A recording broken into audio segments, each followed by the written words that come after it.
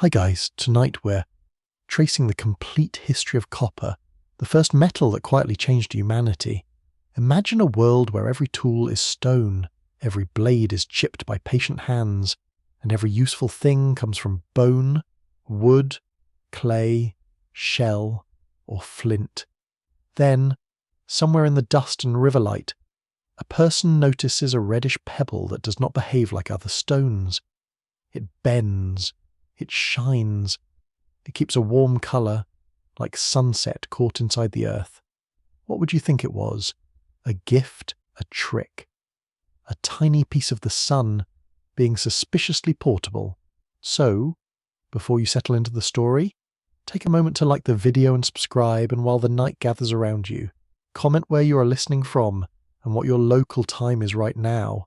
Someone may be hearing this at midnight beside rain, while someone else is drifting off at dawn.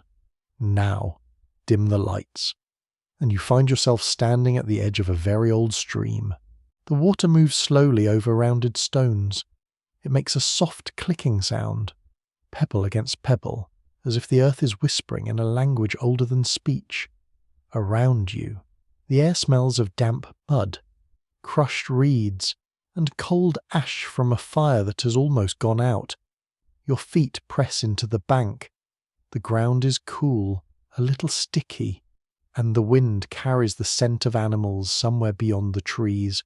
You're not yet living in a world of metal tools. Not really, Your people know stone well. You know how to choose flint, how to strike it at the right angle, how to turn a sharp edge into a scraper, knife, or point.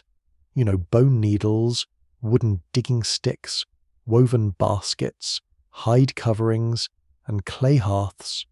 The world is practical, patient, and full of small skills that take years to master. Nothing is simple just because it is ancient. That is one of the little jokes history plays on modern minds. People from the Stone Age were not confused background characters waiting for technology to arrive.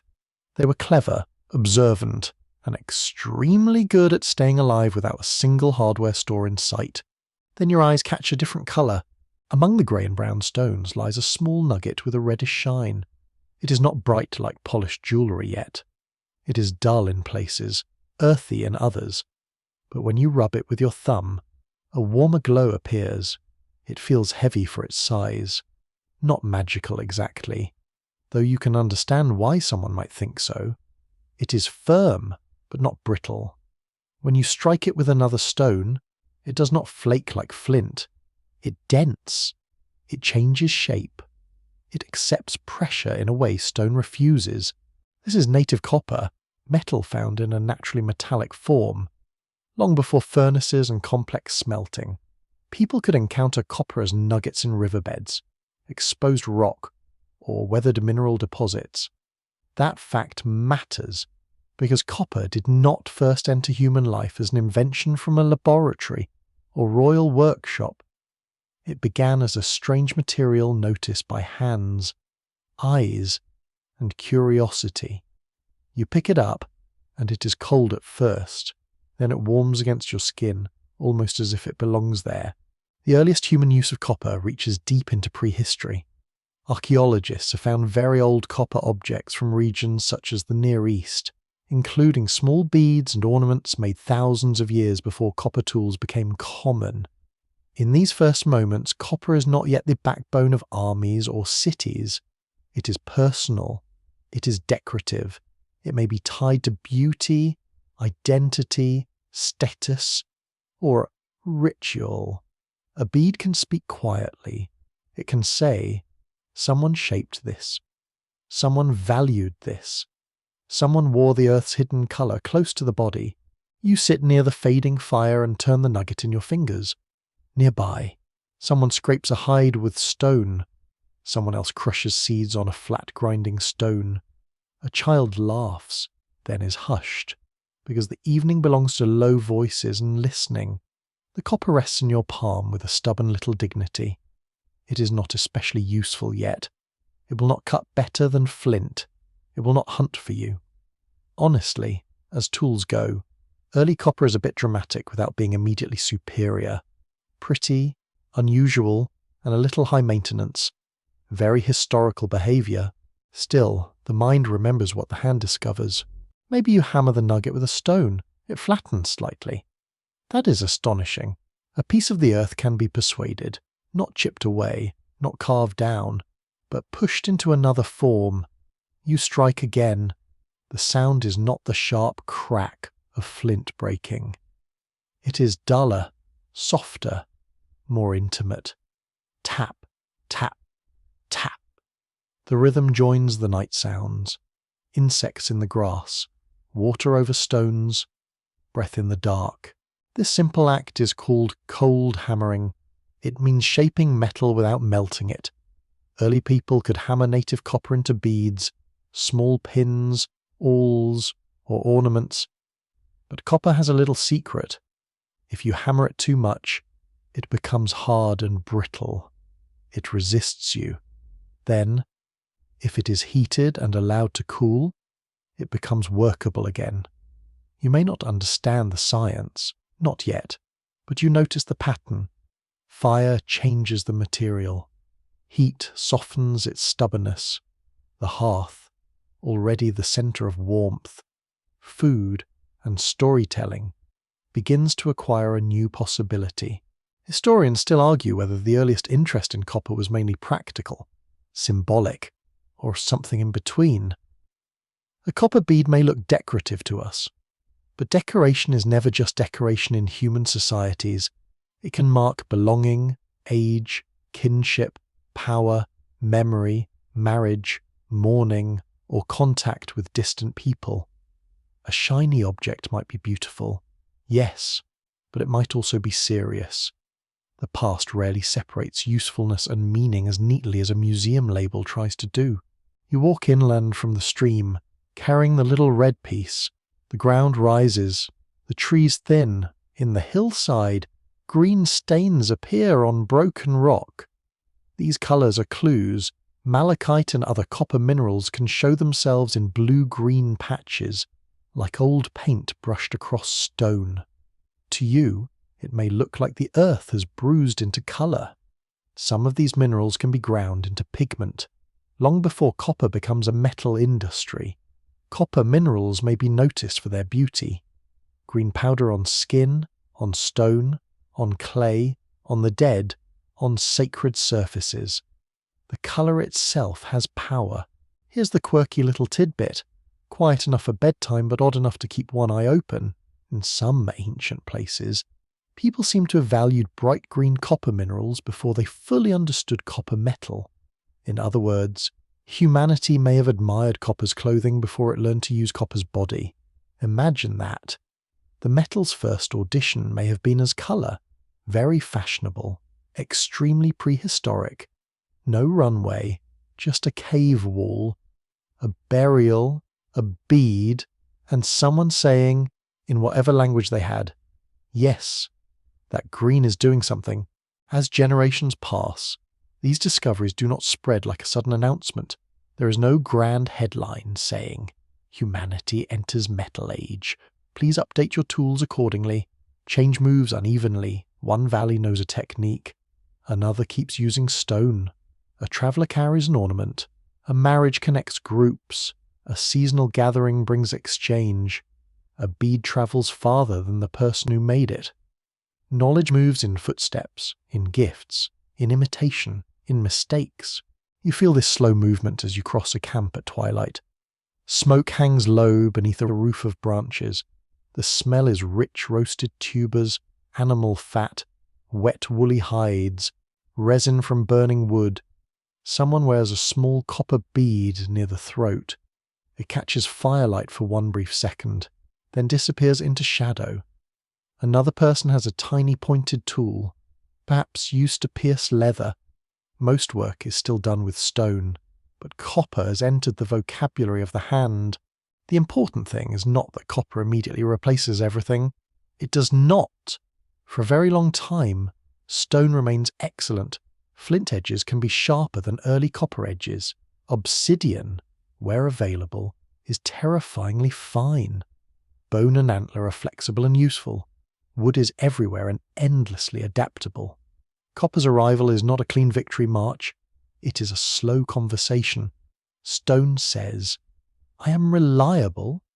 Copper says, "Yes, but watch me bend." And people watch. You watch too, sitting near someone who has learned to hammer a small lump into a thin shape. The craftsperson's fingers are rough. The stone hammer is smooth from use. There is patience in the work, and also experiment. Too much force ruins the piece. Too little changes nothing. The body learns before the mind explains.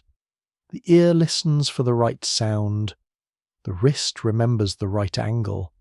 Every craft begins as a tension. At night, you lie on a woven mat or fur, while the camp settles into sleep. The copper object is nearby, perhaps tied into a necklace, perhaps tucked in a pouch, perhaps placed near the hearth where the embers breathe faint red. The air cools, smoke stings your eyes a little. A dog shifts and sighs. Somewhere, an owl calls into the dark. You are living inside a turning point, but it does not feel like one. Turning points almost never announce themselves politely. They arrive as a strange stone in the hand, a spark of colour, a question that will not leave. What is this material? What else can it become? And why does it feel as though the earth has given you something that is both ordinary and impossible? The first discovery of copper is not one single scene, not one heroic inventor, not one tidy date you can pin down like a butterfly in a case. It is many discoveries, made by many people, in many landscapes, riverbeds, hillsides, deserts, mountains, camps where children sleep beside fires, villages where hands remember what elders taught. The story begins with noticing, and noticing is one of humanity's oldest technologies. So you rest there, in that ancient dark, with the stream still murmuring beyond the trees and the smell of ash folded into your hair. The little red nugget has not yet become a wire, a coin, a roof, a cooking pot, or the hidden pulse of a modern city. For now it is small enough to close your fingers around. But inside that smallness waits a long future. A future of mines, furnaces, trade, wealth, beauty, conflict, medicine, electricity, and quiet domestic usefulness. All of it begins with touch. You hold the copper, it holds the warmth of your hand. You're standing beside a hearth where the evening fire has grown low and serious. The stones around it are blackened from many meals, many winters, many quiet attempts to make the world a little more obedient. Sparks lift into the dark like tiny insects, then vanish. The air smells of charcoal, warm clay, singed grass, and the sharp mineral scent of stones that have been heated too long. Near the edge of the fire lies a small piece of copper. It is not simply resting there, it is changing. At first, nothing seems dramatic. There is no thunder, no divine voice, no ancient craftsperson suddenly shouting, "Wonderful." Metallurgy has arrived, because thankfully history has better manners than that. The little reddish piece grows darker, then glows faintly in the heat. Someone nudges it with a stick. Someone else watches closely, because watching is how most early science begins. The fire snaps, ash shifts, a breath of wind sends warmth across your face, dry and soft as animal hide. When the copper is pulled from the embers, it does not look like a miracle. It looks like a stubborn lump that has survived a rough evening. But when it cools enough to touch, the change is there. The metal yields more easily beneath the stone hammer. The earlier hardness is relaxed. The blows fall with a muted rhythm, not the brittle crack of flint, but a dull tapping that seems almost domestic. Tap, pause, turn, tap, pause, turn. The sound is small, but it carries the future in it. This is annealing, though no one here has a name for it.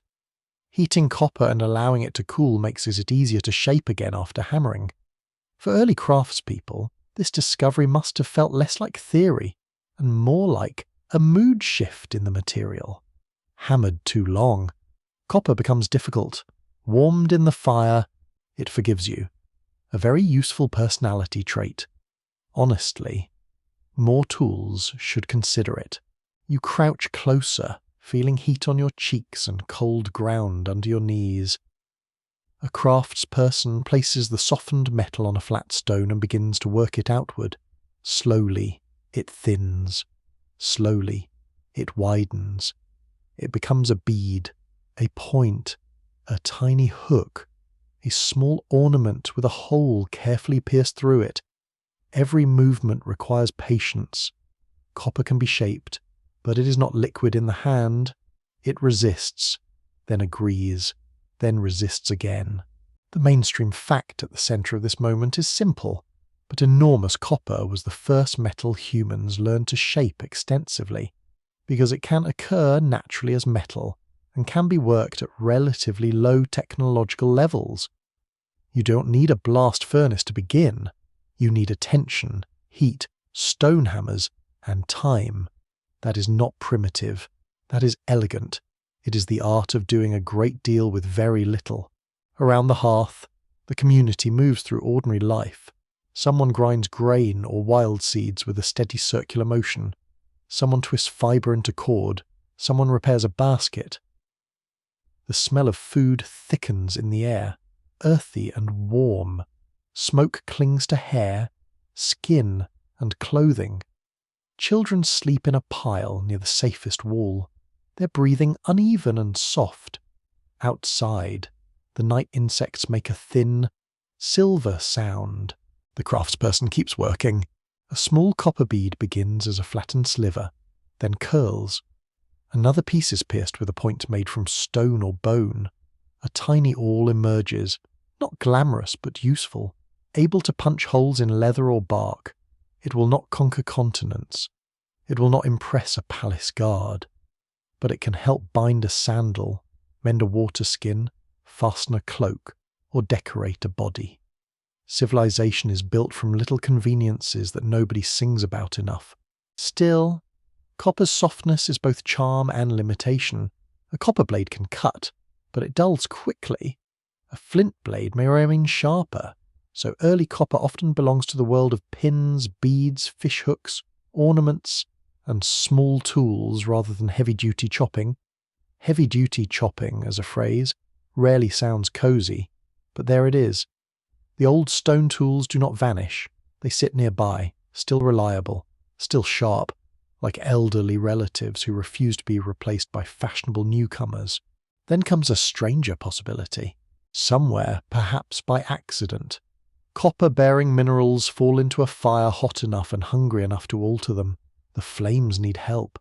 A simple open fire may not reach the right conditions every time, but a hearth with good charcoal, careful airflow, and enclosed heat can become something more intense. A greenish or blue mineral, once valued for colour, may darken, crack, and give up a bead of reddish metal. The earth seems to melt into a new truth. Smelting is different from hammering native copper. It means extracting metal from ore through heat and chemical change. This is not merely reshaping a found lump. This is persuading stone to surrender what it has hidden inside. The moment humans begin doing this intentionally, copper is no longer just a rare curiosity.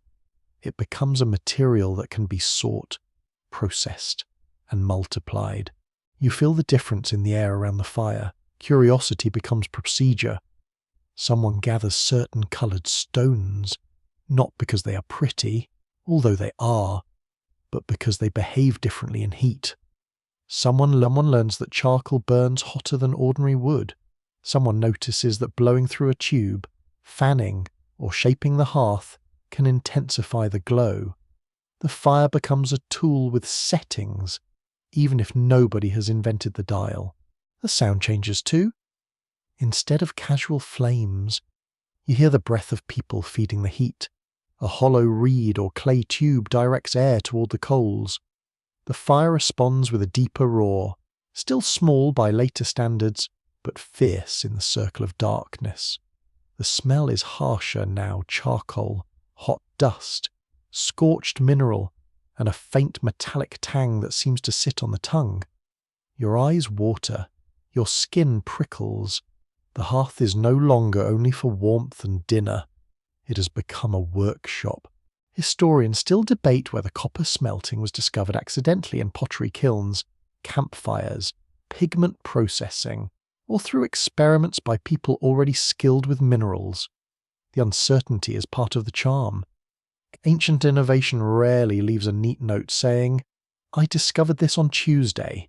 It leaves slag, tools, residues, odd burned stones, and archaeologists politely arguing across conference tables many thousands of years later.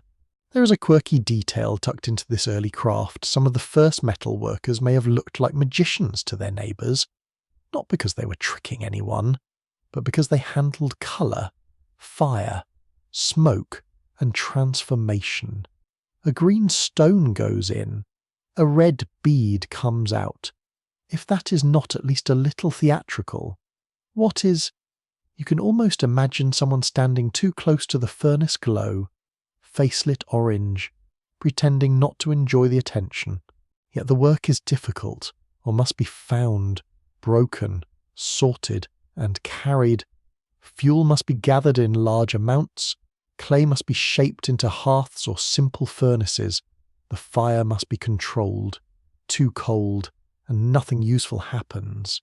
Too hot or careless, and the precious material may be lost in ash and waste. Early metallurgy is not one invention, but a chain of linked skills. Break one link, and the metal stays locked inside the stone. You watch hands sorting minerals by colour and weight. The rocks clack into baskets. Dust coats the fingers. Malachite leaves green stains, bright against skin. Azurite shines blue, like pieces of evening sky trapped underground.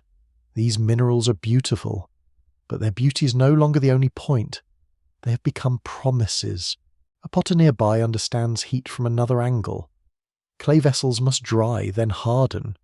Too much moisture and they crack. Too little heat and they remain fragile. Pottery teaches patience with fire. It teaches that earth can change permanently. Perhaps the potter and the metalworker are not separate people at all.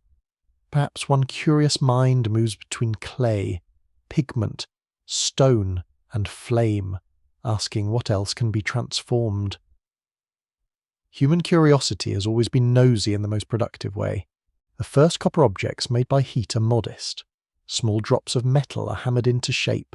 Bits are joined, folded, or pierced. A bead may be traded to another group and travel far from the hearth where it was born. An awl may pass from parent to child. A charm may be buried with someone loved. Copper begins to gather stories around itself. As you move through this early workshop, you notice how intimate the technology feels. There are no vast mines yet in this scene. No roaring factories, no smoke covering a city sky. There is just a small group working at night, testing the patience of matter. The firelight rests on their shoulders. Their tools are simple. Their knowledge is carried in memory, gesture, and repetition. A young apprentice watches the angle of the hammer, the colour of the heated metal, the way the elder waits before striking again. The body becomes the measuring instrument. The eye judges the glow, the hand senses softness. The ear hears whether a strike is clean. The nose learns when something in the fire is different. You breathe in that strange blend of ash and mineral and realize that technology begins not with machines, but with trained senses. Copper also changes imagination. Once people know that stone can contain metal, the ground itself becomes more mysterious. A hillside is no longer only a hillside. It may be a sealed storehouse. A coloured vein in rock may be a message. The world grows layered. There is the surface you walk on, and beneath it, hidden possibilities waiting for heat, labour, and nerve. At the hearth, a finished bead is lifted by a cord. It glows softly in the firelight. Warmer than shell, stranger than bone, more obedient than stone. Someone smiles. Someone else pretends not to be impressed, which is a very ancient human tradition. The bead is passed from hand to hand. Each palm leaves a trace of oil and warmth. The metal is no longer just material. It has become an event the group remembers. The night deepens, the fire settles lower, the copper pieces cool on a flat stone, their surfaces uneven, their edges imperfect, their importance enormous. You can hear breathing, embers, distant water, a night bird calling from the trees. You can feel grit beneath your fingers and smoke inside your clothing. This is not the age of grand monuments. It is the age of experiment. Quiet, smoky, patient experiment. And in that patience, humanity learns one of its most powerful lessons: the world can be changed by controlled heat, not only cooked, not only warmed, not only lit against darkness, but transformed. A coloured stone can become a shining object. A hard piece can soften. A hidden metal can appear. Fire, once a companion against the night, becomes a doorway. You sit beside the fading coals while the craftsperson wraps the small copper pieces in hide. The workshop returns to silence. Yet the silence feels full. Something has shifted in the relationship between hand, earth, and flame. The copper is small enough to lose in the dust, but the idea it carries is too large to disappear. You wake into the sound of a village already moving. Not a city yet, not a kingdom, not a place with gates high enough to make travellers feel judged, but a settled village with its own rhythm. Dawn slides over low roofs of reed, timber, mud brick, or packed earth. Smoke rises from cooking fires in pale ribbons. Goats complain from a pen. Dogs bark at absolutely nothing, as dogs have nobly done since the beginning of civilization. Somewhere, a grinding stone turns with a patient scrape, grain becoming meal beneath steady hands. You walk between houses close enough to share smells: warm bread, damp clay, animal dung drying for fuel, wet wool, smoke, human life. In other words, not perfumed, not polished, but deeply inhabited. The ground feels hard where many feet have pressed it smooth. Dust clings to your ankles. A breeze moves through hanging bundles of herbs and straw, bringing a dry whisper from the fields beyond. Copper is here now, but it is not everywhere. That is important. The village has not become a glittering metal paradise. Most tools are still stone, bone, wood, and fibre. Yet copper has entered the social bloodstream. You see it at the edge of a cloak as a pin. You see it on the wrist of someone who clearly enjoys being noticed. You see it in the hand of a craftsperson using a small awl to pierce hide. You see it as a bead on a child too young to understand that adults have already assigned meaning to shiny things. The mainstream historical fact is that early copper use became closely linked with settled farming communities in parts of Southwest Asia and Southeastern Europe, where agriculture, pottery, long-distance exchange, and craft specialization helped metalworking grow. Villages made copper more powerful because they gathered people, food stores, skills, and trade connections in one place. A wandering group can notice a strange metal. A settled community can return to a source, teach a technique, store materials, and make the same object again. That changes everything quietly. You step into a courtyard where several people are working. One person shapes clay vessels, another twists plant fibers into cord, a third sorts small stones by colour and texture. Copper pieces sit in a shallow basket lined with hide, guarded with a casual seriousness usually reserved for things that are both valuable and easy to lose. A bead can vanish into dust, a pin can slip through floor reeds. A tiny metal awl can become the subject of a village-wide argument before breakfast.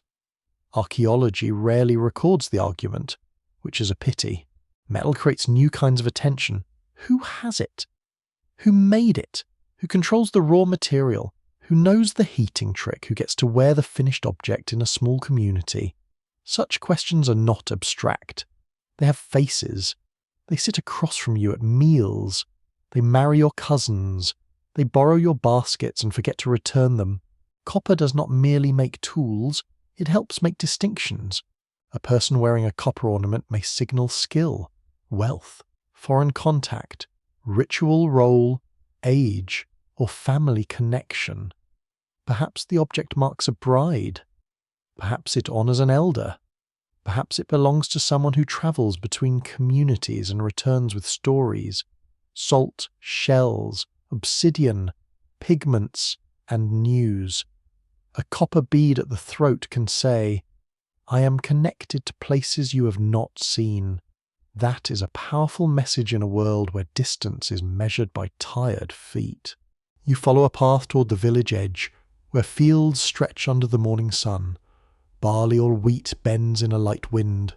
The stalks brush against your palm, dry and whispering. Farming life is not peaceful in the simple way people sometimes imagine. It is work layered on work, sowing, weeding, guarding, harvesting, grinding, storing. The smell of soil is rich after irrigation or rain. Birds gather where grain spills. Someone shouts to drive them off. The birds return immediately, because birds also understand agriculture. Copper fits into this world not as a replacement for labour, but as a new form of value inside labour. A copper awl helps repair a harness, a bag, a sandal, a leather bucket. A small blade may assist with delicate cutting. A pin fastens clothing more securely than a thorn. These are not dramatic things, but daily life is mostly made of undramatic things. History turns on meals cooked, seeds stored, walls patched, babies carried, tools mended. Yet beauty remains central.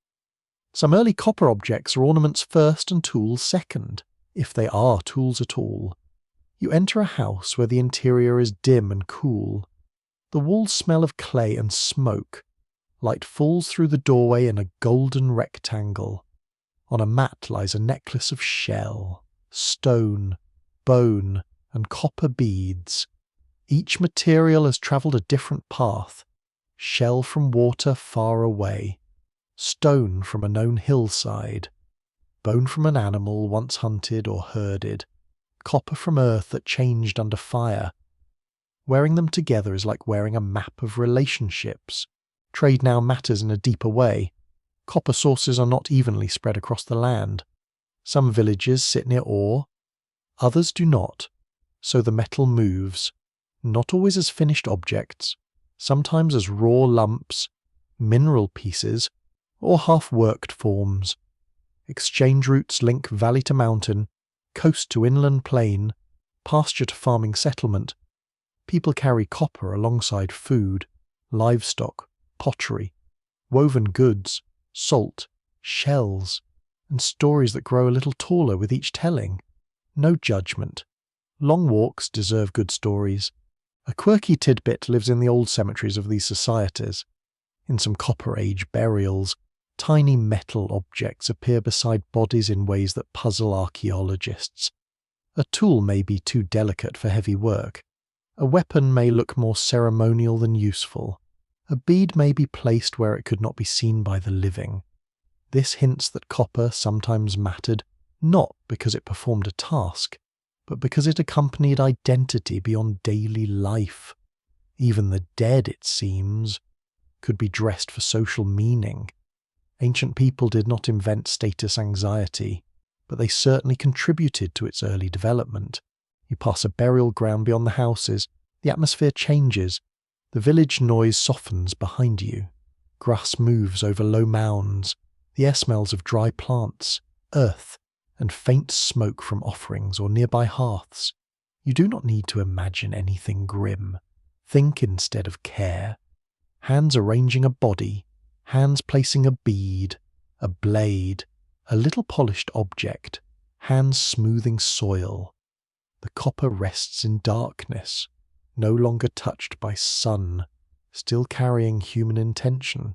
Scholars continue to disagree about how far copper objects in early villages reflect true social ranking rather than ritual difference, personal taste, or family tradition. A rich grave may belong to a powerful person, or to someone loved intensely, or to someone remembered through a custom that does not translate easily into modern categories. It is tempting to make every shiny object into a crown. The past gently asks us not to be so dramatic. Back among the houses, a craftsperson sits beneath shade and works a strip of copper. Children watch from a safe distance, which means a distance adults keep correcting. The metalworker's stone anvil is set on packed earth. The hammer rises and falls. The sound is steady, almost sleepy. Tap, tap. Pause. A rooster answers with unnecessary confidence. The craftsperson turns the piece and studies it. Work like this is technical, but also social. People gather, they comment, they remember who taught whom. Skills create reputation. Specialization begins as a small difference in daily routine. One person is better at firing pottery. Another knows animals. Another has the patience for weaving. Another understands copper.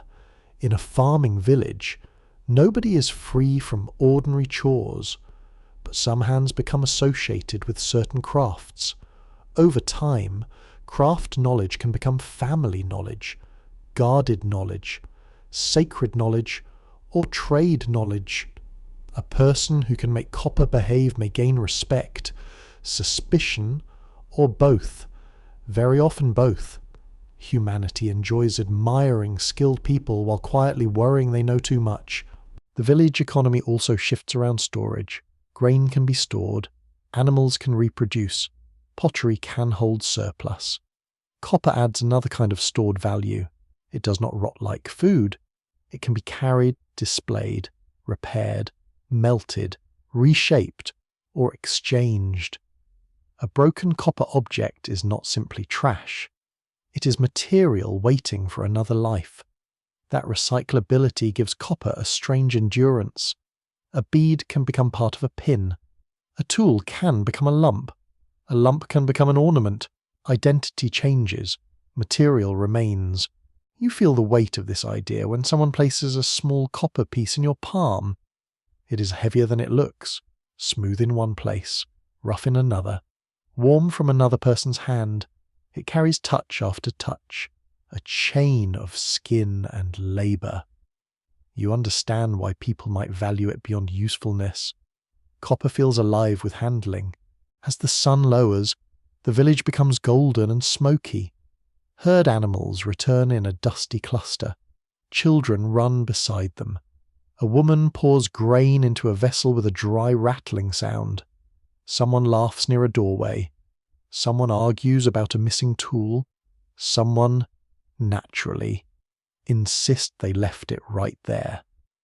The copper ornaments catch the last light in brief red flashes, then fade as shadows lengthen. At night, people gather near fires. News passes with food. A traveller describes a distant settlement where copper is more common, where ornaments are larger, where a certain family controls a route through the hills. Listeners lean in. Flames click. Fat drips into embers and releases a rich smell. The story is about metal. Yes, but also about people. Who has access, who travels safely, who can trade, who can demand, who can refuse. Copper is teaching communities to think beyond the field and the household. It pulls attention toward mountains, rivers, strangers, specialists, alliances, and obligations. A small red metal becomes a reason to walk farther, bargain harder, remember roots, and judge value in new ways. You lie down on a mat inside a warm, smoky room.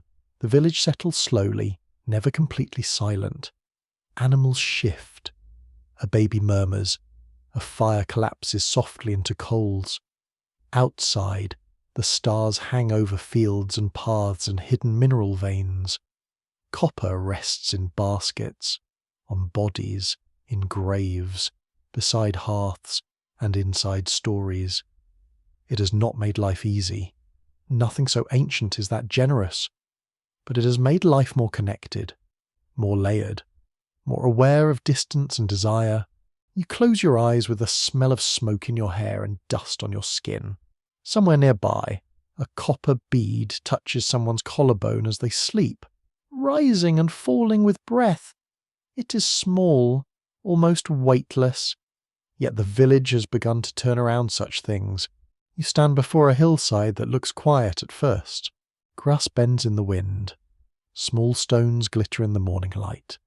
A few thorny shrubs cling to the slope, stubborn and dusty, because apparently even plants enjoy difficult real estate.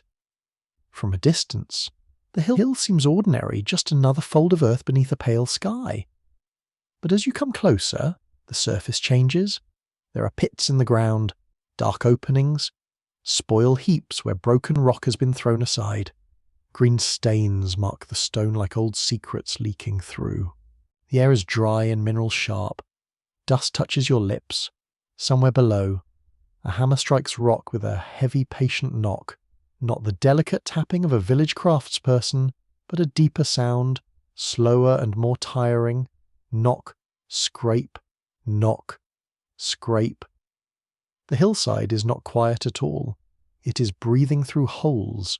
This is one of copper's great transformations, the moment people stop waiting for unusual pieces of metal or colourful stones to appear on the surface and begin cutting into the earth to find more. Mining turns curiosity into commitment.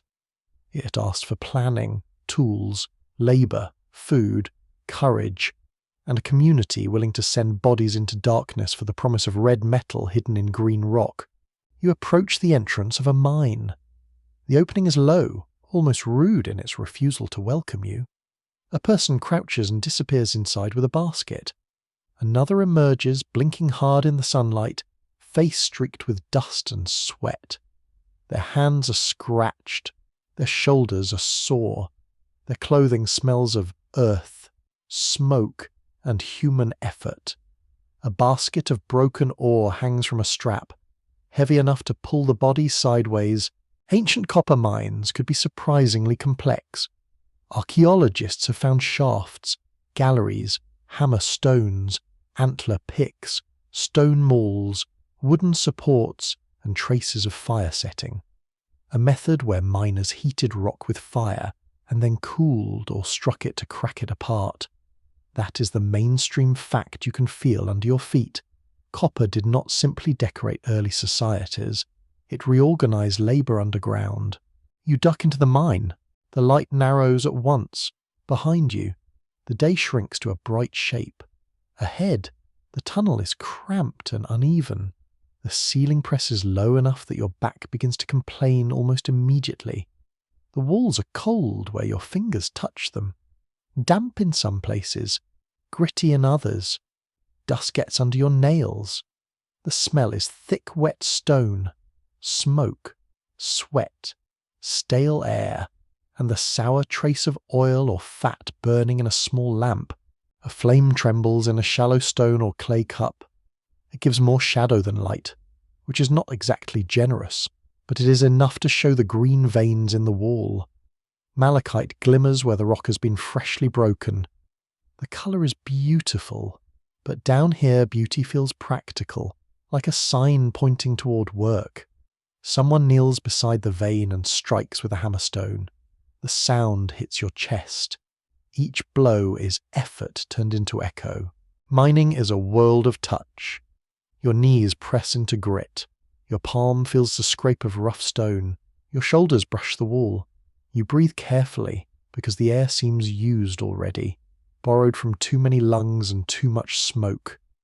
You hear the scrape of baskets dragged along the floor, the cough of a worker, the dull clatter of waste rock. Above, birds may be singing. Down here, the earth answers only in knocks. The work is dangerous without needing to be theatrical. Rock can fall, air can grow foul, fires can consume breath, tunnels can flood, tools can break, a lamp can go out. It is enough to make you appreciate the surface, with all its annoying sunlight and judgmental goats. Yet people go down anyway, again and again, because copper has become worth the descent. Outside the mine, the labour continues, or is sorted on flat ground. Workers break larger stones into smaller pieces. The best pieces are set aside. The poor rock is thrown onto heaps that grow like artificial hills. rough monuments to everything the earth refused to give easily.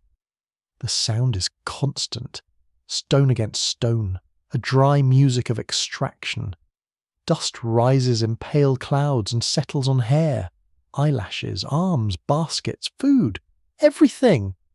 No one here is clean for long. Cleanliness has sensibly left the area. Food arrives from surrounding communities, grain cakes, dried meat, onions, dates, beer, water, whatever the landscape can supply. Mining requires support beyond the miners themselves. Someone must grow food, someone must make baskets, someone must shape tools, someone must carry fuel, someone must repair paths. A mine is not just a hole in the ground, it is a social machine with a dark mouth. And fuel is hunger in another form. Fire setting and smelting demand wood or charcoal. Around mining regions, the trees may be cut steadily, changing the local landscape. You smell this in the smoke drifting from a work area where ore is being roasted or prepared. It has a bitter, hot scent, mixed with resin and mineral dust. The fire pops. Flames lick around green stones, altering their colour. People watch the heat closely. Too little. And labour is wasted. Too much. And valuable material may be ruined or lost. Specialists still debate whether some ancient mines were controlled by small kin groups, village coalitions, emerging elites, ritual authorities, or seasonal crews who gathered when conditions were right. The evidence can suggest organisation without telling us exactly who gave orders. A shaft can show labour. A tool can show technique. A heap of waste can show scale. But the voice saying, "You carry that basket," has vanished into dust. You step toward a cluster of shelters near the mine. They are temporary, light, smoky and practical. Skins, branches, stone windbreaks, packed earth floors. The atmosphere is rougher than a village life, more exposed. People here may not live beside the mine all year. Some come for a season, following weather, food supply, or social obligation. The mine gathers them into a temporary community of tired backs and stained hands. A young worker holds up a piece of ore and grins. It is bright green, almost too lovely for the place it came from. Another person, older and less easily impressed, snatches it, weighs it, and tosses it into the correct basket. Romance is nice. Sorting is necessary. Here is a quirky tidbit from mining worlds in some ancient mines. Narrow passages suggest that smaller bodies may have been useful underground. Whether these were young people, slender adults, or workers chosen for their size is not always clear. The image is haunting, but also practical. A tight seam of ore does not care about your dignity. It accepts whoever can reach it. History, as usual, is not designed for comfortable posture. In the mine again, you notice marks on the wall. Some are tool scars, repeated blows that create rough cups and grooves.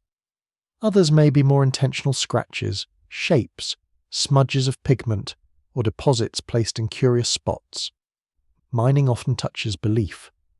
When people enter the earth and remove hidden substances, they may feel they are crossing into a realm that demands respect. The underground is not merely a workplace. It can become a threshold. You can understand why. The darkness has presence. The walls seem close enough to listen. The lamp flame shakes when someone breathes. Water drops somewhere unseen, slow and hollow. Each sound arrives enlarged. A small pebble falling from the ceiling can stop every heart for a moment. It is easy to imagine spirits in such a place, or ancestors, or powers belonging to the mountain, even if no one names them aloud. The body knows the mine is different from the open field. A worker places a small object near a crevice, perhaps food, a token, a broken tool, a piece of coloured stone, a charm. It might be an offering. It might be storage. It might be one of those things archaeologists will later stare at with professional suspicion. The past loves leaving ambiguous little piles and watching scholars suffer. You follow the ore from tunnel to daylight. It is carried in baskets that rasp against shoulders and hips. The straps bite into skin, hands grip the rim until fingers ache. At the surface, the world seems almost too bright. Air floods your lungs, clean compared with the tunnel, scented with dry grass and smoke. The sky opens wide overhead. For a few moments, just standing upright feels like luxury. Ore is crushed finer with hammer stones. Pieces are washed, sorted, roasted, and prepared for smelting. Not all of this may happen at the mine. Some ore travels to settlements where fuel, labour, or specialists are available. The metal's journey begins underground but continues across paths, rivers, and social boundaries. Copper pulls landscapes into connection, mountain to village, miner to farmer, charcoal burner to trader, craftsperson to wearer. The mine also creates memory. Workers learn which seam is rich, which tunnel is dangerous, which rock cracks well after heating, which entrance floods, which slope collapses after rain. This knowledge is not written. It lives in warnings, gestures, scars, jokes, and stories told while hands are busy. A miner may point to a dark passage and say, "Not that way." No further explanation needed. The body hears the seriousness. As evening comes, the hillside changes colour. The pits become darker. Smoke from small fires drifts low and blue. People sit with bowls of food, shoulders slumped, faces lit by flames. The smell of cooked grain mixes with dust and sweat. Someone rubs a bruised hand. Someone laughs too loudly from exhaustion. Someone checks the day's ore with quiet satisfaction. You sit near a heap of broken rock and hold a green-stained fragment. It is rough against your palm, cool now but full of remembered heat. It came from darkness. It cost breath and muscle. It will be broken, burned, transformed, hammered, traded, worn, sharpened, treasured, perhaps buried. This small stone has already passed through more human effort than its size suggests. Night settles over the mining camp. The hills are no longer ordinary. They are open, wounded, generous, dangerous, and known. Stars appear above the black mouths in the slope. From one tunnel, a final echo drifts out, a late hammer blow fading into the ground. You listen as the sound disappears. Copper has taught humanity to enter the earth with purpose, and the earth has answered with labour. The first mining worlds are not merely places of extraction. They are places where courage becomes routine, where darkness becomes familiar, where the hidden interior of the planet begins to shape the surface of human life. You stand in a workshop where the air glows orange and the night outside seems far away. The room is low, smoky, and alive with heat. Clay walls hold the warmth like a sleeping animal. Charcoal snaps in the furnace. A bellows wheezes with a slow breathing rhythm, pushing air into the coals until they brighten from red to yellow.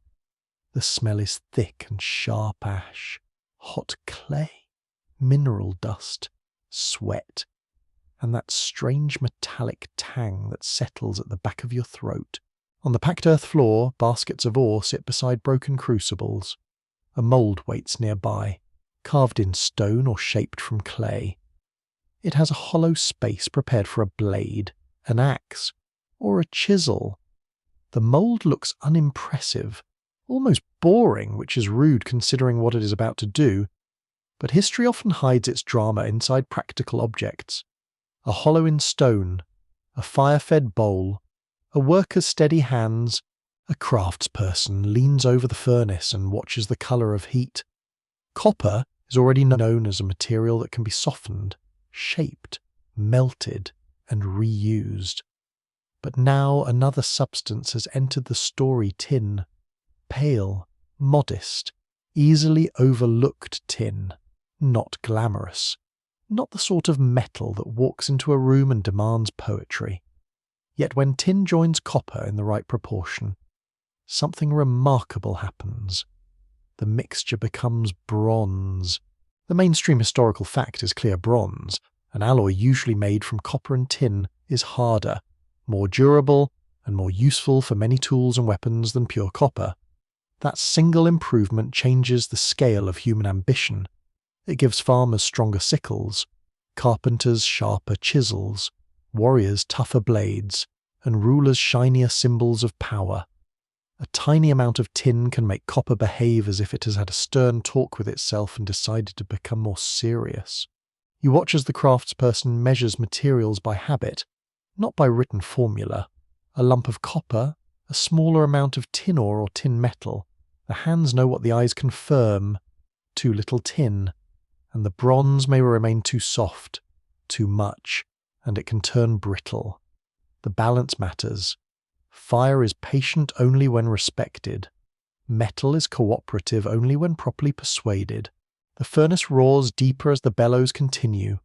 Someone works the leather bags or wooden frames, pressing and releasing, pressing and releasing. The sound fills the room like a sleeping giant with a blocked nose. Not elegant, perhaps, but very effective. The charcoal glows fiercely. Heat presses against your face. Your skin tightens. Sweat gathers under your collar and along your back. The floor feels gritty beneath your feet. Inside the crucible, metal begins to shine. At first, it's a dull, heavy glow. Then it turns liquid, bright and dangerous, moving with a thickness that seems almost alive. The craftsperson grips the crucible with tongs or wrapped tools. Everyone nearby becomes quiet. Even the person who has been making unhelpful comments all evening wisely discovers silence. Molten bronze is not interested in your opinions. The pour begins. A stream of glowing metal enters the mould with a low hiss. Smoke curls upward. The smell of scorched clay and hot stone rises sharply. The liquid fills the prepared shape, settling into the hollow that will become a blade. It is mesmerizing. This brief moment when matter forgets its old form and accepts a new one. The glow fades slowly. Red becomes dark orange, then brown, then blackened metal hidden in ash. Waiting is part of the craft. If the mould is opened too soon, the object may crack or warp. If the mould was badly made, the cast may fail. If the metal cooled unevenly, all that labour may become scrap. Bronze allows greater possibility. Yes, but it also demands new precision. More advanced technology does not remove human anxiety. It simply gives anxiety better equipment. When the mould finally opens, you see the rough shape of an axe head. It is not finished. Its edges are dull. Its surface is crusted. The casting seams must be trimmed. The blade must be hammered, sharpened, polished. A person lifts it with a cloth and places it on a stone. The bronze is still warm, radiating heat into the air. You can feel it before you touch it, like a small captured sunset. Then comes the finishing work. Hammer blows refine the edge. Grinding stones scrape. Water hisses as hot metal is cooled. The axe begins to look purposeful. It catches firelight in a golden brown gleam, different from copper's red warmth. Bronze has its own colour, more subdued, more disciplined, less like a sunset pebble, and more like a promise with consequences. You step outside into a settlement that has grown larger and busier.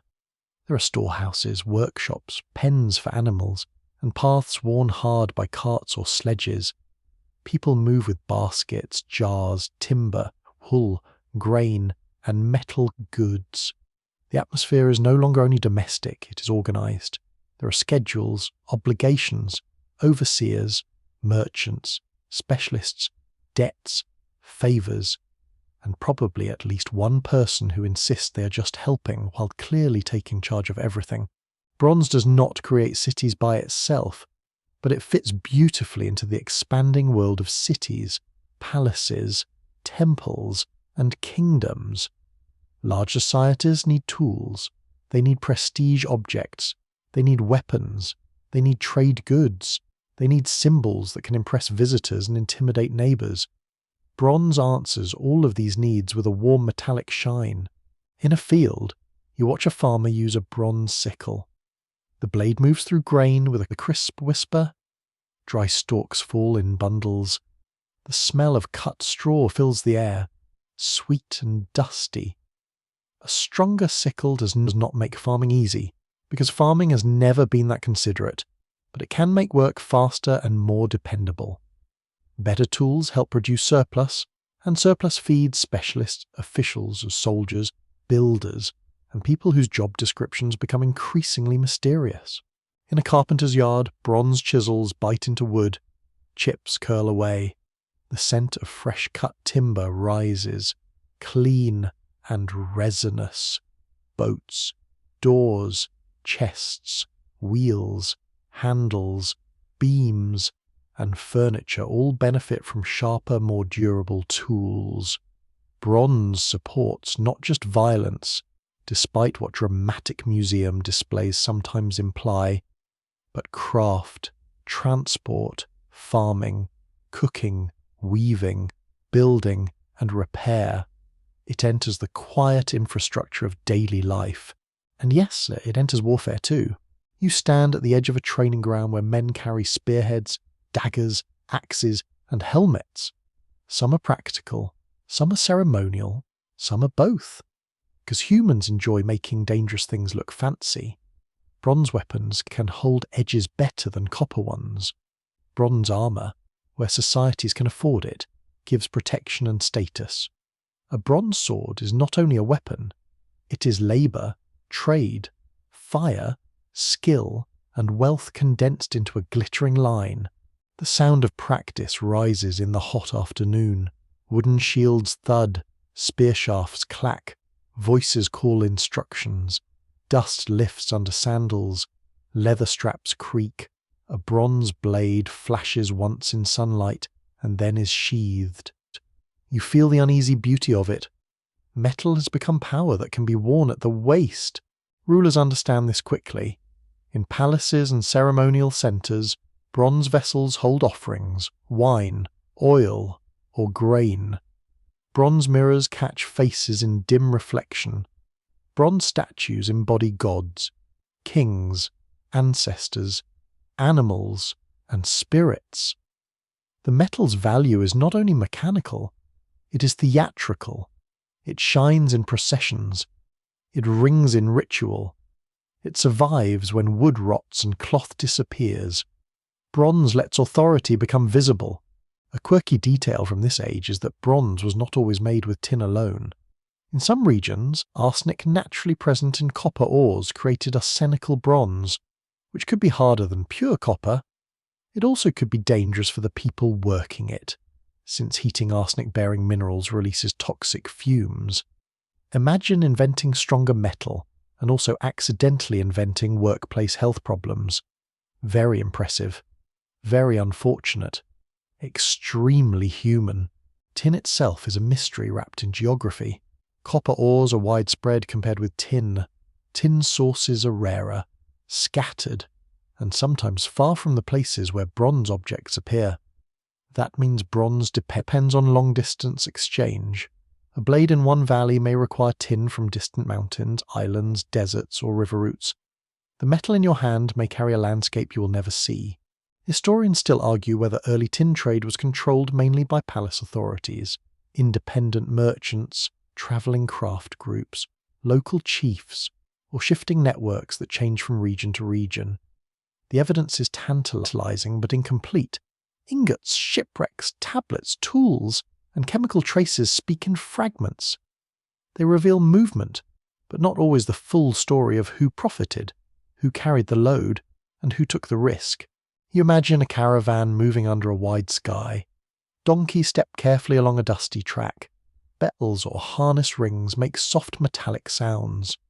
Cloth sacks hold tin, copper, textiles, grain, oil, and gifts for negotiation.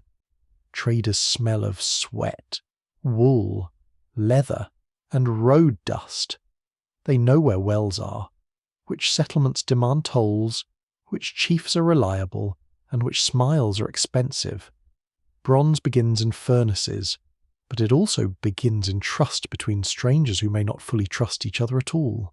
At a harbour, bronze moves by water, boats creak against moorings, waves slap wood, the air tastes of salt. Men lift heavy oxhide-shaped ingots. their corners designed for carrying, their surfaces rough from casting. Such ingots turn metal into transportable wealth. A ship filled with copper and tin is not merely cargo, it is a floating future, assuming the sea behaves, which is never a safe assumption. Back in the workshop, finished bronze objects hang from pegs or lie wrapped in cloth. A socketed axe, a spearhead, a small knife, a needle, a mirror, a bracelet, a vessel with a rounded belly. Each object reflects a different need and a different dream. The touch of bronze is cool at first, then warming in your palm, it feels smoother than stone, heavier than bone, more permanent than wood. Bronze changes humanity because it rewards coordination.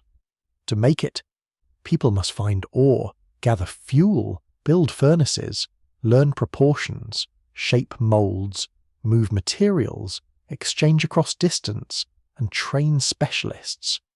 It is not one person's trick. It is society working through heat. And once societies learn that such coordination brings power, they tend to ask for more. Larger workshops, longer trade routes, stronger rulers, bigger monuments, sharper blades, fancier cups, because apparently even empires need tableware. The furnace cools as night settles. The workshop grows quieter. A few tools still tick softly as they lose heat. Smoke threads through the roof, opening into a sky full of stars. Your hands smell of charcoal and metal. Your clothing holds the day's warmth. Somewhere nearby, a farmer sleeps beside a bronze sickle. A guard rests with a bronze spearhead close at hand. A ruler dreams near bronze vessels that shine faintly in lamplight. Copper is joined with tin, and the result is more than a material. It is a system. It is trade made solid, labour made visible, fire made durable, desire made sharp. In the hush of the cooling workshop, bronze waits on the table, heavy and calm, ready to enter fields, temples, houses, roads, boats, and battle lines. The metal does not speak. It does not need to. Around it, human life has already begun to reorganize. You walk into a world where copper speaks many languages. Not with a voice, of course.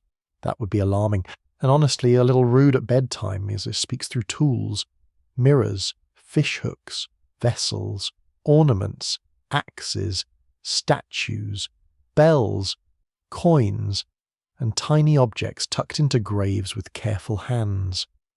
The metal is no longer one tradition belonging to one place. It has crossed deserts, rivers, mountains, islands, forests, and seas. In each landscape, people make it serve a different dream.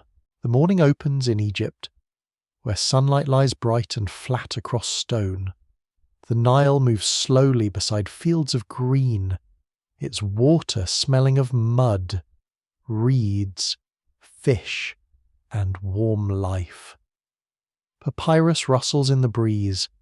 Birds call from the riverbank in the distance. Desert cliffs burn gold beneath the sun.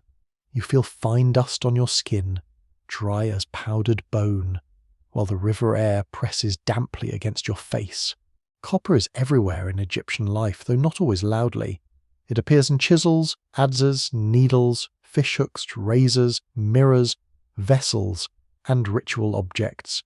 Workers use copper tools to shape wood and softer stone. A polished copper mirror catches a face in a blurred glow, not a perfect reflection, but enough to make the viewer pause. The mainstream historical fact is that ancient Egypt relied heavily on copper and copper alloys for tools, craft production, personal items, and temple equipment, drawing material from places such as the Eastern Desert and Sinai. You follow a caravan towards Sinai, where the air grows harsher and the earth seems stripped down to rock, sand, and light. Donkeys pick their way along rough paths. Leather creaks. Men shout softly to one another.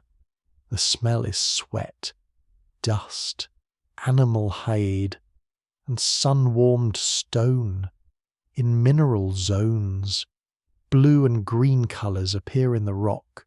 Turquoise and copper minerals flashing like pieces of sky dropped into the desert. Egyptian expeditions to mining areas were not casual strolls with snacks. They involved officials, workers, guards, scribes, and supplies. Inscriptions left in Sinai record royal names and mining activity, turning extraction into both labour and royal performance. You can almost hear a scribe scratching signs into stone, making sure future eyes understand that this dusty, miserable, productive place belonged to power. Very thoughtful of bureaucracy to follow everyone even into the desert. In a shaded Egyptian workshop, a metalworker polishes a copper mirror. The tool circles slowly over the surface. Scrape, rub, breathe. Scrape, rub, breathe. The mirror smells faintly of oil and metal. It feels cool and heavy when passed into your hands. A person looking into it sees not only their face, but status, cleanliness, beauty, and perhaps a little divine order. In Egypt, copper could belong to both the practical and the sacred. A blade might cut reeds. A vessel might serve a temple. A mirror might help prepare a body for public life or for eternity. You move eastward into Mesopotamia, where cities rise from the plain like baked clay dreams. The air is warmer, thick with dust and river damp from the Tigris and Euphrates. Canals shine between fields. Reed boats scrape against muddy banks. Donkeys bray near storehouses. Marketplaces smell of dates, beer, wool, fish, bitumen, and hot brick. Life is crowded here, organised and noisy, full of people who seem to be counting something. Copper in Mesopotamia is a metal of administration as much as craft. It enters temple workshops, palace storehouses, merchants' ledgers, and long-distance exchange. Southern Mesopotamia had little local metal war, so copper often arrived from distant regions, including areas known in ancient texts as Magan, often associated with omen. That distance matters. Every copper tool in a Sumerian city carries geography inside it. Someone mined it. Someone loaded it. Someone sailed or walked with it. Someone weighed it. Someone complained about the price. That last part is not preserved every time, but let us be realistic. You stand in a storeroom where copper ingots and tools are recorded by a scribe. A reed stylus presses into wet clay, leaving wedge-shaped marks. The tablet smells of river mud. The scribe's fingers are damp and stained. Nearby, metal objects clink softly as they are moved and counted. Copper has become accountable. It can be listed, taxed, distributed, owed, and offered. The metal is not only matter, it is paperwork. Sleepy, ancient paperwork, but paperwork nonetheless. A quirky tidbit from Mesopotamian copper culture is that some texts treat metals almost like personalities within ritual and medicine. Copper could appear in charms, prescriptions, and symbolic acts, sometimes connected with protection or purification. To modern eyes, a copper object may be chemistry and craft. To an ancient healer or priest, it might also be a participant in invisible balance. Imagine a little metal amulet being asked to keep chaos away. A lot of responsibility for something that fits in your palm. From the river cities, you travel toward the Indus world. The atmosphere changes, streets become carefully laid out. Baked brick walls stand in straight lines. Drains run beneath pathways with impressive seriousness. You walk through a settlement where footsteps echo softly against brick, and the air smells of grain, sesame oil, damp clay, smoke, and river silt. Somewhere, a beadmaker drills stone with astonishing patience. Somewhere else, a copper worker shapes a tool with quiet concentration. In the Indus civilization, copper and bronze were used for tools, ornaments, vessels, and small figures. You see flat axes, spearheads, needles, fishhooks, bangles, and delicate items that suggest skilled hands and organised craft. The society is famous for standardised weights, urban planning, seals, and long-distance trade, yet its writing remains unread. That silence makes the metal more important. Objects speak where texts do not. You hold a copper bangle from a work table. It is smooth on the outside, slightly uneven within, warmed by the room. The craftsperson's tools lie nearby: stone anvils, hammers, drills, polishing materials. The sound of craft is gentle but constant. Tap, grind, turn, rub. There is no need for shouting. The city itself seems to hum through labour. Researchers continue to question how Indus copper production was organised, because the undeciphered script leaves workshops, trade routes, and social control partly hidden. Was metal managed by merchants, households, civic authorities, kin groups, or some arrangement that does not fit modern categories? The streets are orderly, the objects refined, but the voices behind them remain just out of reach. Now you cross into ancient China, where copper joins with ritual on a grand and astonishing scale. The air is cooler in a workshop near a walled settlement. Damp earth mixes with the smell of charcoal, clay moulds, millet, and wood smoke. Workers prepare piece moulds for casting vessels with complex designs.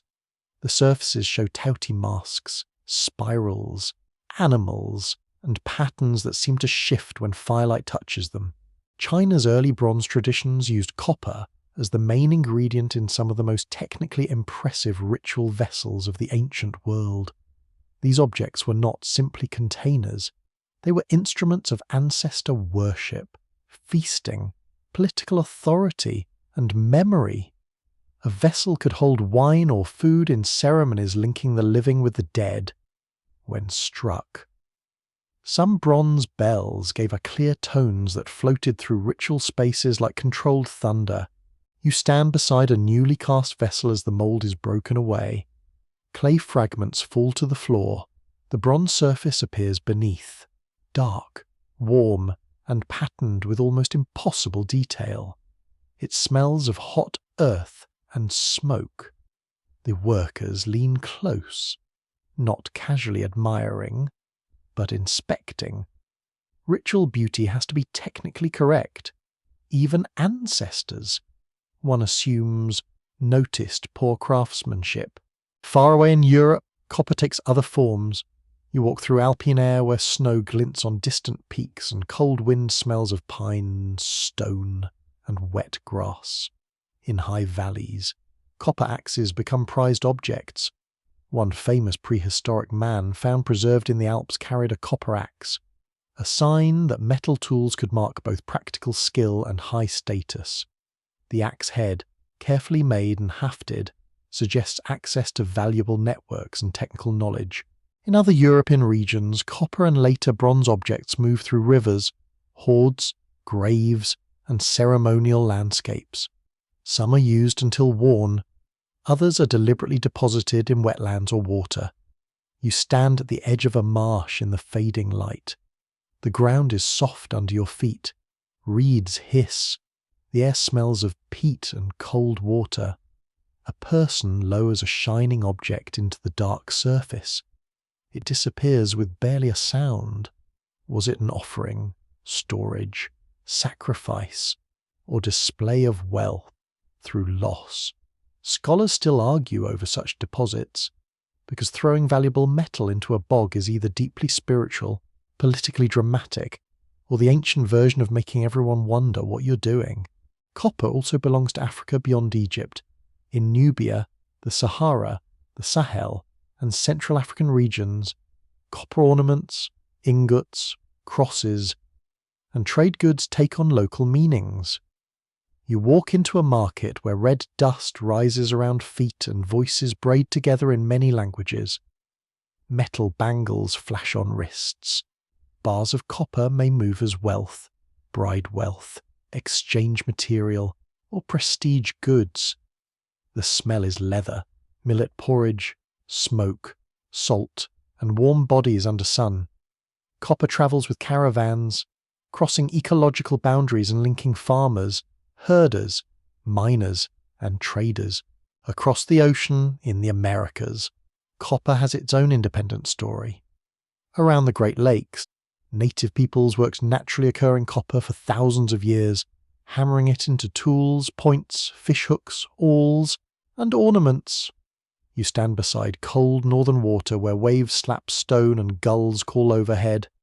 The air smells of lake wind, wet rock, pine resin, and smoke from a small fire. A copper point lies in a hand, greened by age but still carrying the memory of shaping. In the Andes, a copper and its alloys become part of rich traditions of colour, sound, ceremony, and status. Metalworkers create ornaments, bells, masks, tweezers, knives, and ritual objects. The mountains smell of dry grass, cold air, and hearth smoke. Llamas move along steep paths with soft feet. Metal shines against woven cloth. In Mesoamerica, copper bells and ornaments later become especially valued, not simply for appearance but for sound. A small bell ringing on clothing can turn movement into music. That is the wonder of copper across civilizations. It never becomes only one thing. In one place, it is a miner's burden. In another, a temple vessel. In another, a city tool. In another, a mirror, amulet, axe, bangle, bell, ingot, or offering hidden under water. People shape copper, but copper also helps shape what people notice: colour, shine, durability, distance, ancestry, rank, rhythm, exchange, and skill. Night gathers over these many worlds. River fog rises in Egypt, clay tablets dry in Mesopotamia, brick streets cool in the Indus cities, Chinese vessels darken in ancestral halls, alpine winds slide over axe heads and sleeping valleys, African markets settle into embers and murmurs, Great Lakes water turns black beneath the stars. Copper rests in each place differently, holding many human stories in one patient metal. You step into a marketplace where copper has learned to pass from hand to hand. The morning's loud, warm, and crowded. Sandals slap stone, cartwheels complain over uneven paving. Vendors call out over baskets of figs, olives, onions, fish, dyed cloth, lamps, knives, and little household gods with serious expressions. The air smells of bread, smoke, wine, sweat, wet rope, donkey hair, and coins that have lived too long in too many palms. You feel one of those coins pressed into your hand, small, round, and cool at first, then quickly warmed by your skin. Copper has become money. Not always pure copper, and not in every place in the same way, but copper and copper alloys become essential to everyday coinage across classical and medieval societies. Gold may belong to kings, generals, temples, and dramatic people with expensive taste. Silver may serve merchants, soldiers, and taxes. But copper is the coin of the ordinary purchaser: loaf, a cup of watered wine, a handful of dates, a lamp wick, a cheap bowl, a seat at a public bath if life is going reasonably well. The mainstream historical fact is that the Romans used copper alloys such as bronze and brass for many lower value coins, including the as and sestertius in different periods. These coins made small transactions easier in a world of markets, wages, rents, tolls, and taxes. A copper coin is not glamorous, but it is practical, and practicality is the quiet backbone of civilization. Very few empires run only on speeches and marble statues. Someone has to buy lentils. You turn the coin over with your thumb. Its surface is worn smooth in places. A ruler's face may be nearly rubbed away, which is a satisfying little reminder that even emperors eventually become pocket change. Around the edge, faint letters cling to the metal. The coin has travelled through taverns, soldiers' pay chests, temple offerings, street stalls, and sleepy hands counting change by lamplight. A seller drops several coins into a scale pan. They clink with a dry, bright sound, Another person bites one suspiciously, because apparently skepticism has always needed teeth. You hear laughter, bargaining, a child crying because the sweet cake is not large enough, which is also timeless. Copper coinage brings daily life into rhythm.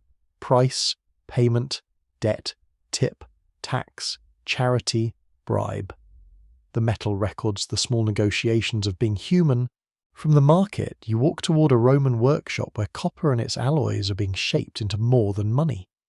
The room is dim except for furnace light. Heat gathers under the roof. Hammers ring against anvils. A file rasps. Water hisses when hot metal touches it.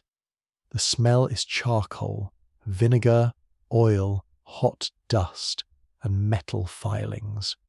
A worker bends a strip of bronze for a hinge. Another casts a small fitting for a chest. Another repairs a cooking vessel patched so many times it has developed the personality of a stubborn elder. Copper's great gift here is versatility. It can become vessels, lamps, locks, keys, nails, statues, scales, pipes, writing tablets, mirrors, and decorative trim. Mixed with zinc, it becomes brass, golden in colour and useful for objects that need both beauty and toughness. Mixed in other ways, it becomes many varieties of bronze. The ancient metal worker is not just a maker of weapons. They're a supplier of ordinary comfort, urban convenience, and attractive household clutter. You lift a bronze key from a bench. It feels heavy and slightly rough, the bit cut into a pattern meant for a lock. The key smells faintly of oil and hand sweat. It suggests privacy, storage, ownership, and the delightful human habit of putting valuables in boxes and then worrying about the box. Copper alloys help build a world where doors close, chests lock, lamps burn, and accounts are weighed. At the edge of the city, water runs through pipes and channel.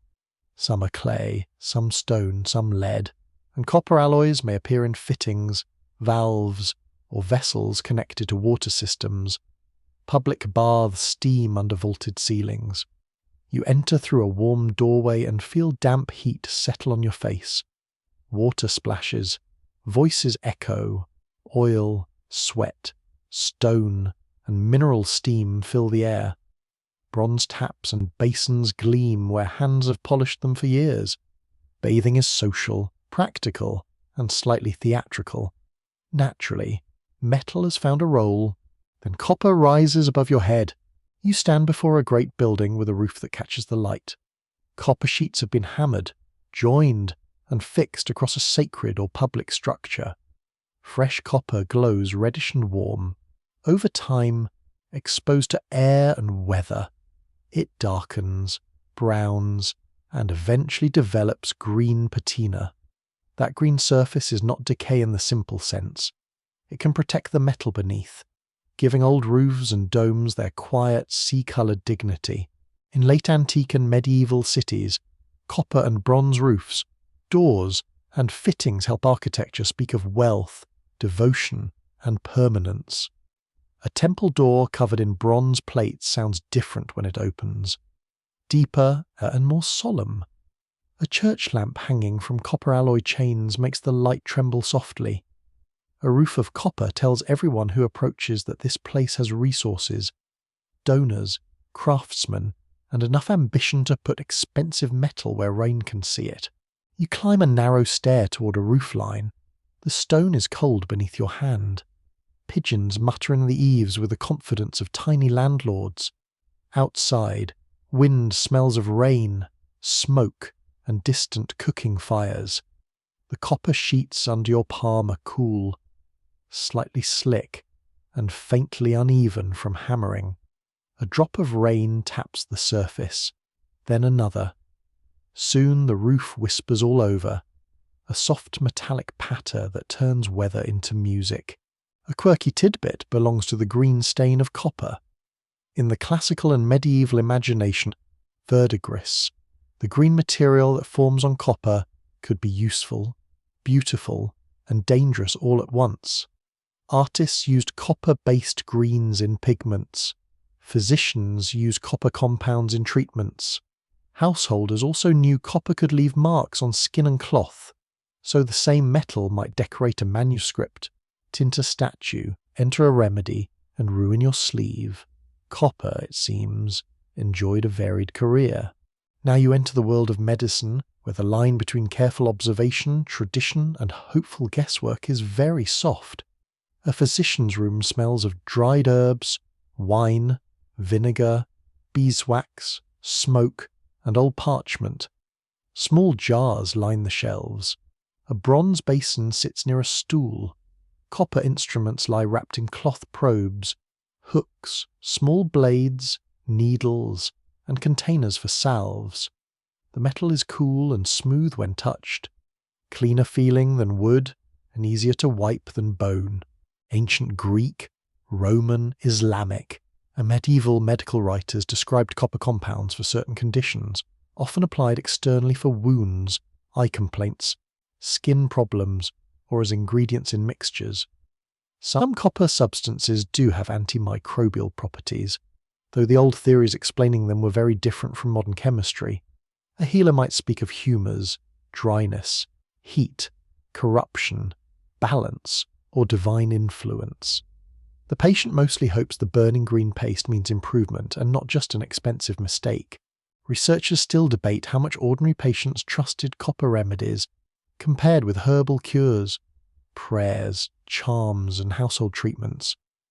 Medical texts show what learned writers recommended, but daily healing often happened in kitchens, courtyards, shrines, and family memory. A remedy written by a famous physician may travel widely in manuscript, while a grandmother's copper bracelet for aching joints leaves no official record, only relieved sighs or disappointed muttering. You hear a mortar grinding in the corner. The sound is slow and gritty. A healer mixes a greenish powder with vinegar or oil. The smell is sharp enough to wake a sleepy statue. The paste is dabbed onto cloth, nearby. A patient watches with the tense courage of someone pretending to be calm. Medicine in this world is intimate. It involves touch, trust, discomfort, and negotiation. Copper is not magic, though many may treat it as power. It is one more tool in the long human attempt to suffer less. From medicine, you follow copper into wire. Not electrical wire, not yet, but drawn wire for jewellery, fastenings, instruments, embroidery or chains, screens and fine craft. In a workshop, a metal worker pulls a thin rod through smaller and smaller holes in a draw plate. The action is difficult. The body leans back, muscles tighten. The wire lengthens, shining as it slides through metal or hard stone. A squealing scrape fills the room. The worker pauses to heat the wire, soften it, and pull again. Copper and copper alloy wire can be twisted into bracelets, woven into decorative patterns, used to attach enamel, form pins, repair objects, or create ringing strings and fittings for musical instruments. You touch a coil of wire on the bench, it springs slightly beneath your fingers. It is flexible, obedient, and strangely elegant. A material once found as a lump now becomes a line, and lines can bind, adorn, measure, and sing. In a medieval street, coppersmiths and braziers work behind open shutters, hammering echoes between narrow buildings. The smells are sharper here: coal smoke, tallow candles, ale, cabbage, wet wool, horse dung, and hot metal. Rainwater runs along the gutter. Inside the shop, copper cauldrons hang from hooks, their rounded bellies catching firelight. Kettles, pans, basins, ewers, candlesticks, buckles, and bells crowd the shelves. A customer tests a pot by tapping it with a knuckle. It rings faintly. The seller looks offended, as sellers often do when buyers behave sensibly. Copper cookware is valued because it conducts heat well, spreading warmth quickly across the vessel. Lined properly, it can be excellent for cooking. Unlined or poorly maintained, it can react with certain foods and cause illness. The cook knows this not as chemistry, but as experience. Sour foods and green stains deserve caution. The kitchen has always been a laboratory with more onions. Bells bring another voice of copper alloys. Bronze bells hang in towers, temples, monasteries, and civic spaces. You stand below one as it swings. The first strike moves through your ribs. The sound expands across rooftops, fields, and streets, telling time, calling prayer, warning danger, marking death, celebrating marriage, gathering people. The smell of the bell tower is dust, old wood, rope fibre, and bird feathers. The rope is rough in your hands. The bell's voice is metal turned into public memory. Coins still pass below in markets. Roofs still weather above. Remedies still sting in quiet rooms. Wires still curl in workshops. Copper has become ordinary without becoming unimportant. That is one of its most remarkable achievements. Some materials dazzle because they are rare. Copper endures because it is useful in too many ways to be ignored. As evening settles over the city, lamps are lit one by one. Bronze hinges creak. Copper pots warm over hearths. A green roof darkens under rain. A physician cleans a small instrument. A merchant counts low-value coins by candlelight, lips moving silently somewhere. A bell rings the hour, deep and slow, and the sound travels over alleys smelling of smoke and bread. You close your hand around a worn copper coin. It is not magnificent. It is better than magnificent. It is familiar.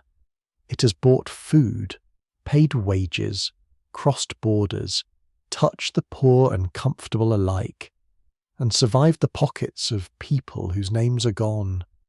The metal rests against your palm, quiet and practical, carrying the weight of daily life. You enter a century of smoke, not soft hearth smoke drifting politely through a roof hole, but industrial smoke, thick and restless, rolling from chimneys into a grey morning sky. The city around you wakes with iron lungs, steam whistles, wheels grind, chains clatter, horses stamp in muddy streets while carts loaded with coal, timber, ore, and barrels push through puddles blackened by soot. The air smells of rain, oil, coal dust, hot metal, horse sweat, and river water that has seen too much. Copper is here, but much of it is hidden. It runs inside machinery. It lines boilers and stills. It appears in pipes, valves, bearings, nails, plates, printing equipment, ship fittings, scientific instruments, and the quiet guts of factories. Iron may get the dramatic skeleton. Coal may get the roaring voice. But copper is the clever nerve, the patient helper, the material that slips into places where heat, water, pressure, or signal must be managed. Very modest, very indispensable. A bit annoying, honestly, how useful it insists on being. You walk into a foundry where furnace light flashes against damp brick walls. Workers move like shadows inside orange heat. The floor trembles under machinery. Hammers fall with a deep boom that seems to pass through your shoes and up your bones. Copper ingots lie stacked near the wall, dull red-brown under soot. One is still warm enough that you feel heat against your palm before touching it. The surface is rough, heavy, and faintly greasy from handling. The mainstream historical fact is that copper became essential to the industrial age because it conducts heat and electricity extremely well, resists corrosion, and can be shaped into tubes, sheets, alloys, and eventually long wires. These qualities made it valuable in steam technology, chemical works, shipbuilding, telegraphy, telephony, lighting, motors, and electrical power systems. It did not replace iron, it collaborated with it. History loves a partnership where one material gets the applause and another makes the system actually function. In a boiler shop, copper plates are hammered and riveted. The sound is fierce, metallic, almost rain-like in its repetition. Men lean into the work with sleeves rolled, faces shiny with sweat. A plate curves slowly under blows, becoming part of a vessel meant to hold heat, liquid, or pressure. The smell is hot rivets, coal smoke, damp wool, and oil. Sparks jump and fade. A foreman shouts over the noise, though no one looks especially grateful for the information. Copper's softness makes it easy to work, while its ability to conduct heat makes it useful for vessels that must warm evenly. Distilleries, breweries, sugar refineries, dye works, and chemical plants rely on copper equipment in many places. You step into a distillery where copper stills swell like enormous polished gourds. Steam breathes through pipes. The air is warm and sweet, smelling of grain, yeast, wet wood, and metal. The curved copper surfaces gleam amber in lamplight. They look almost ceremonial, as though industry has accidentally built a temple to boiling. Then the signal begins. You stand beside a railway line in the mid-19th century. The ground is damp, grass trembles in the wind. Telegraph poles march away into the distance, carrying thin copper wires that hum faintly above your head. A train approaches with a distant shudder, then a scream of steam. Smoke pours behind it. The rails sing. A telegraph operator inside a small station bends over a key, tapping messages into pulses that travel faster than any horse, ship, or gossiping uncle. Click, pause, click, click, click. The room smells of ink, varnished wood, damp coats, and warm equipment. The operator's fingers move with calm precision. A message arrives from a city far away. Prices, weather, news, orders, warnings. Love, sometimes. Though usually with terrible brevity because messages cost money. Copper wire turns distance into delay measured in moments instead of days. The world tightens. Here is the quirky tidbit early telegraph and telephone lines sometimes made landscapes look as if they had grown strange metallic vines.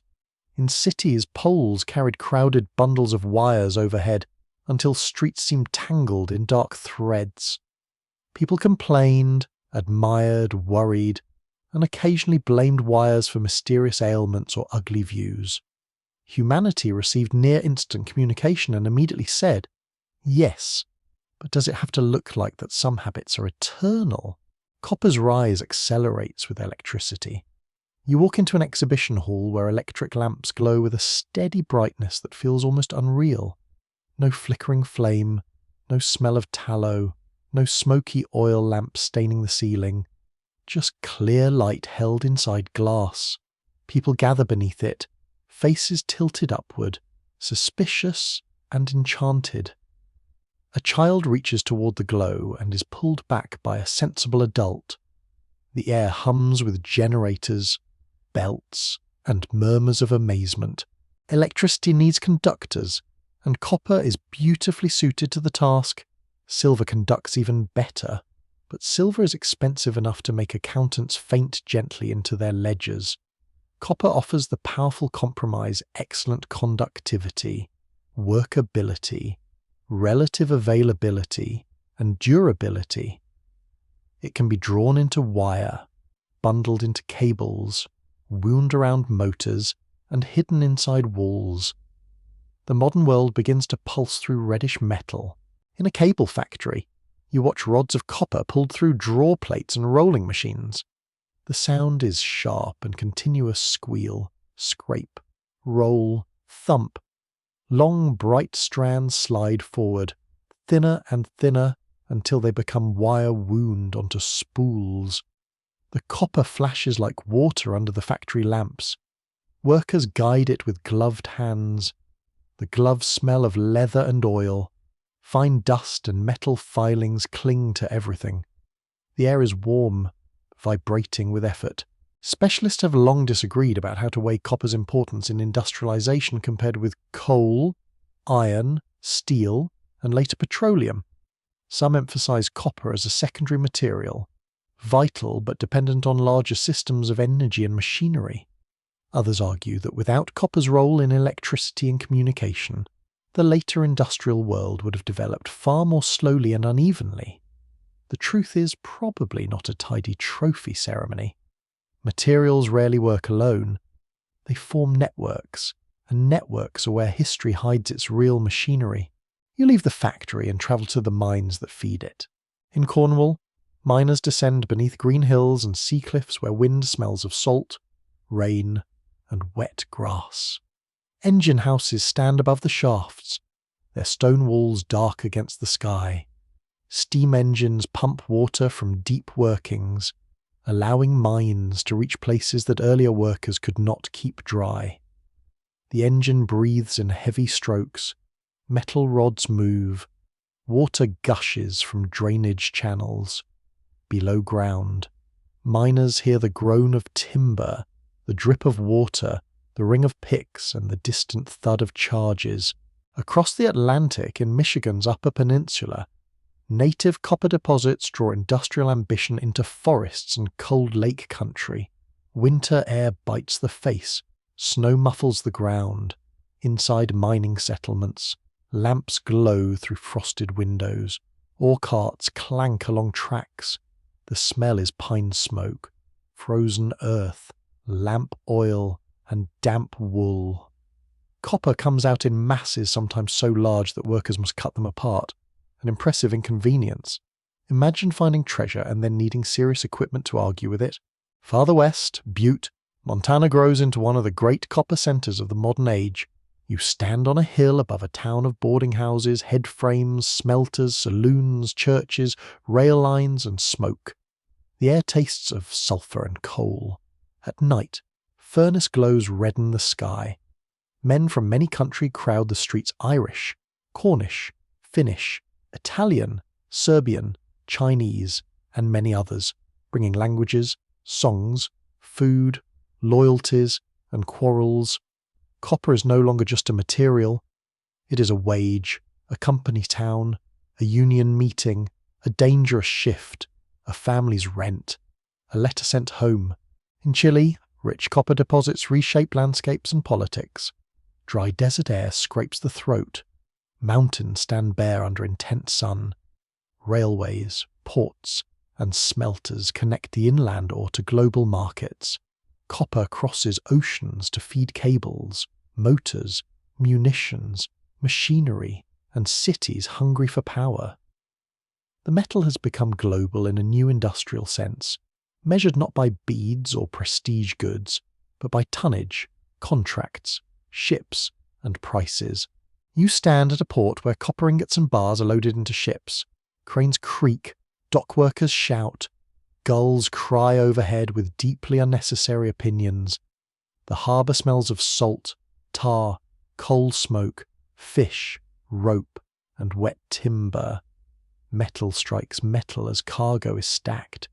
Each ingot is dull and heavy, but together they represent lights turning on in distant streets, telephones ringing in offices, trams moving through cities, and machines starting their day. Urban life changes around copper. In houses, wires hide behind walls. In streets, electric tram lines hum overhead. In offices, telephones sit on desks like small black animals waiting to interrupt everyone. A person lifts the receiver, hears a crackle, and speaks to someone across town. The voice is thin, imperfect, miraculous.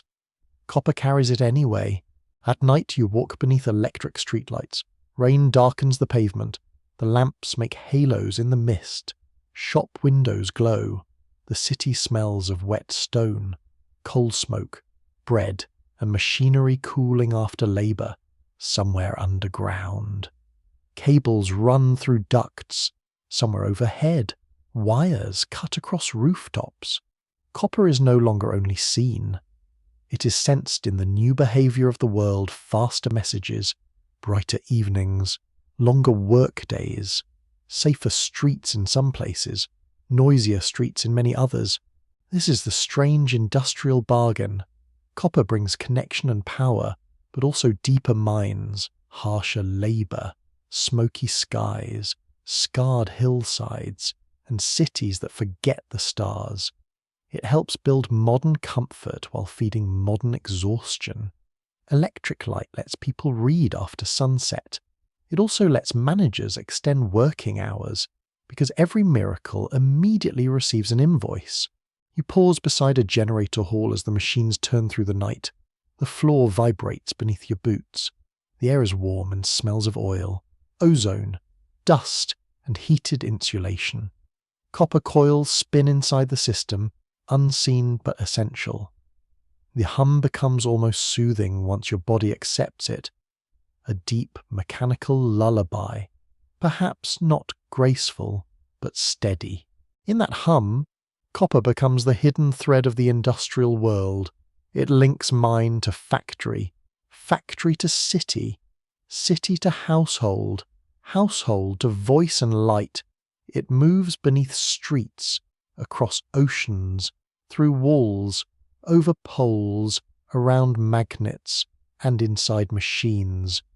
It is no longer merely shaped by human hands, it shapes human time, shrink in distance, extending work, brightening darkness, and making the planet feel smaller.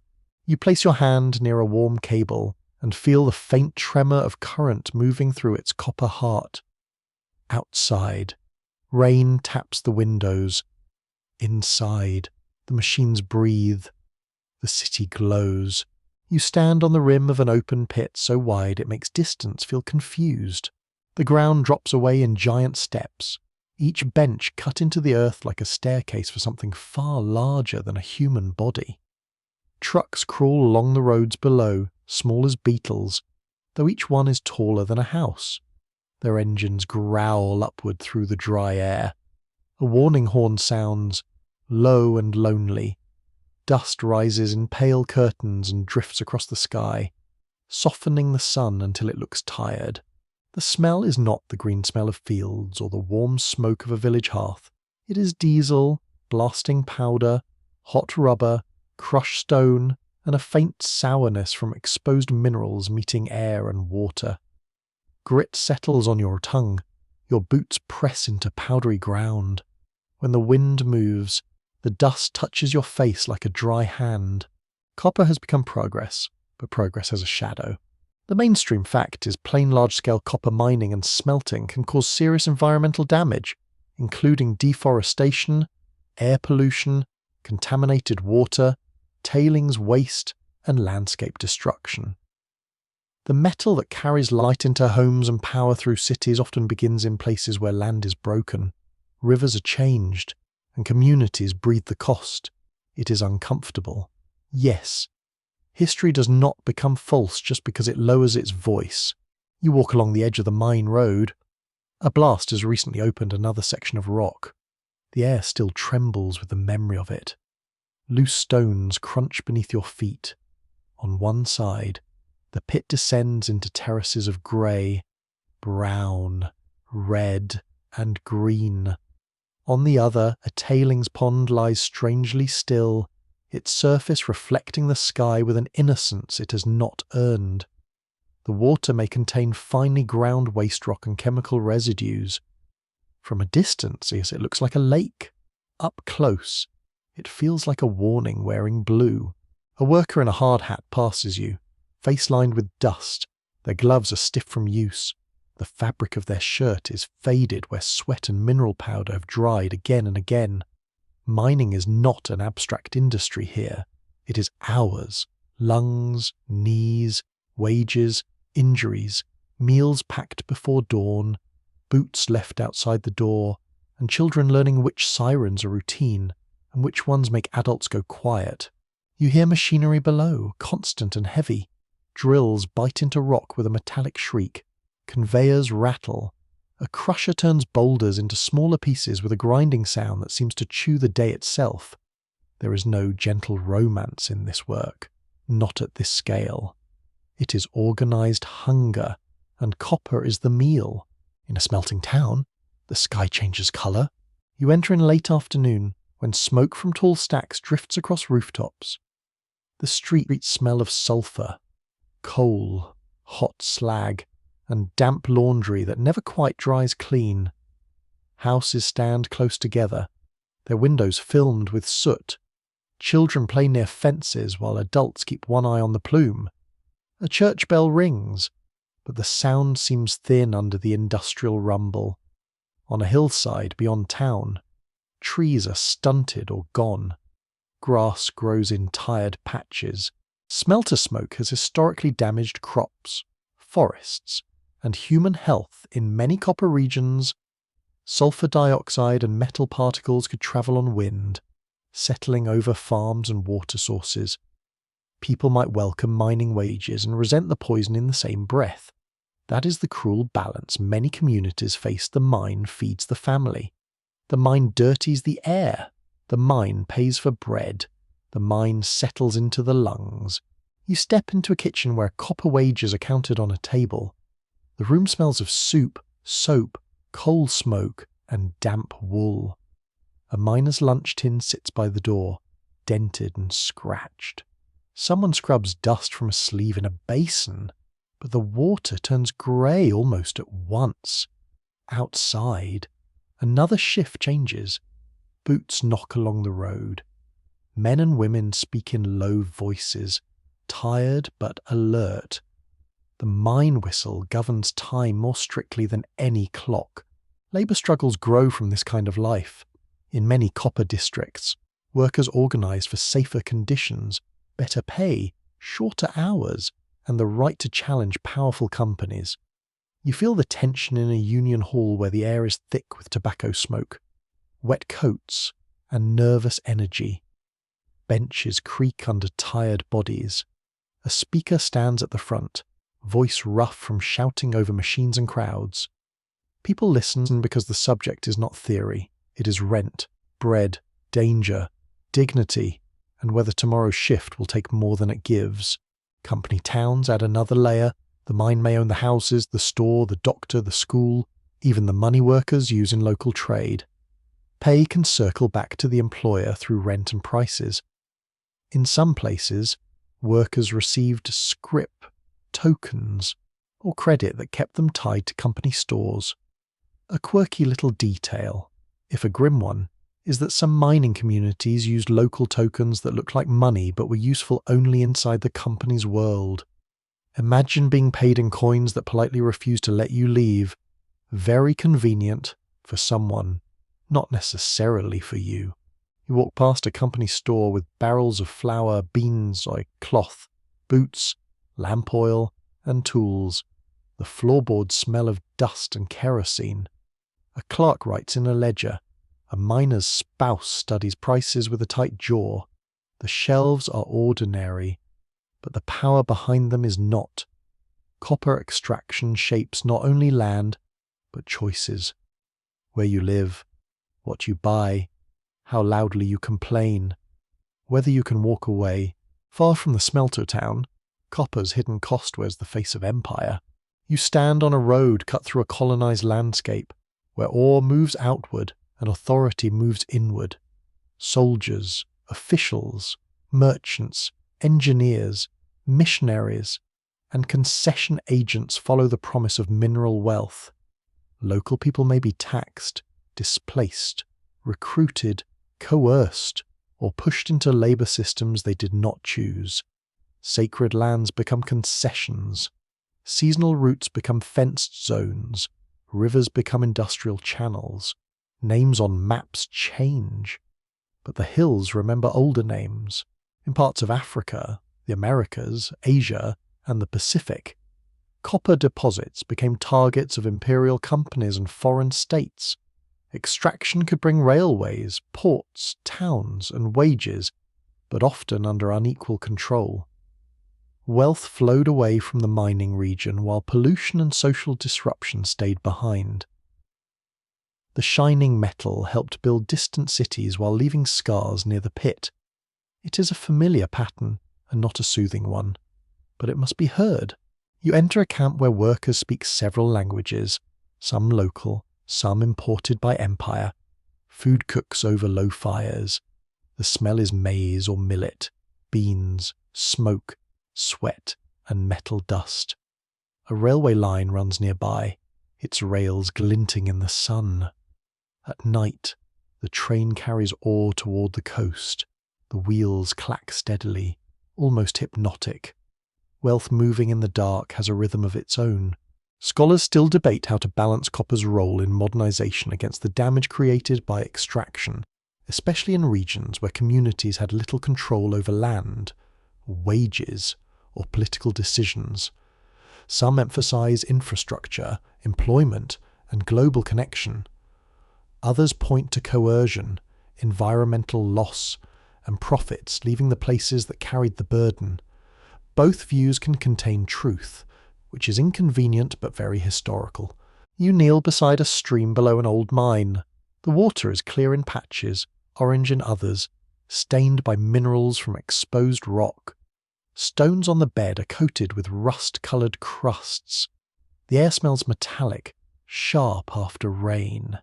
You trail your fingers just above the surface without touching. It looks almost beautiful, this strange colour, but beauty is not innocence.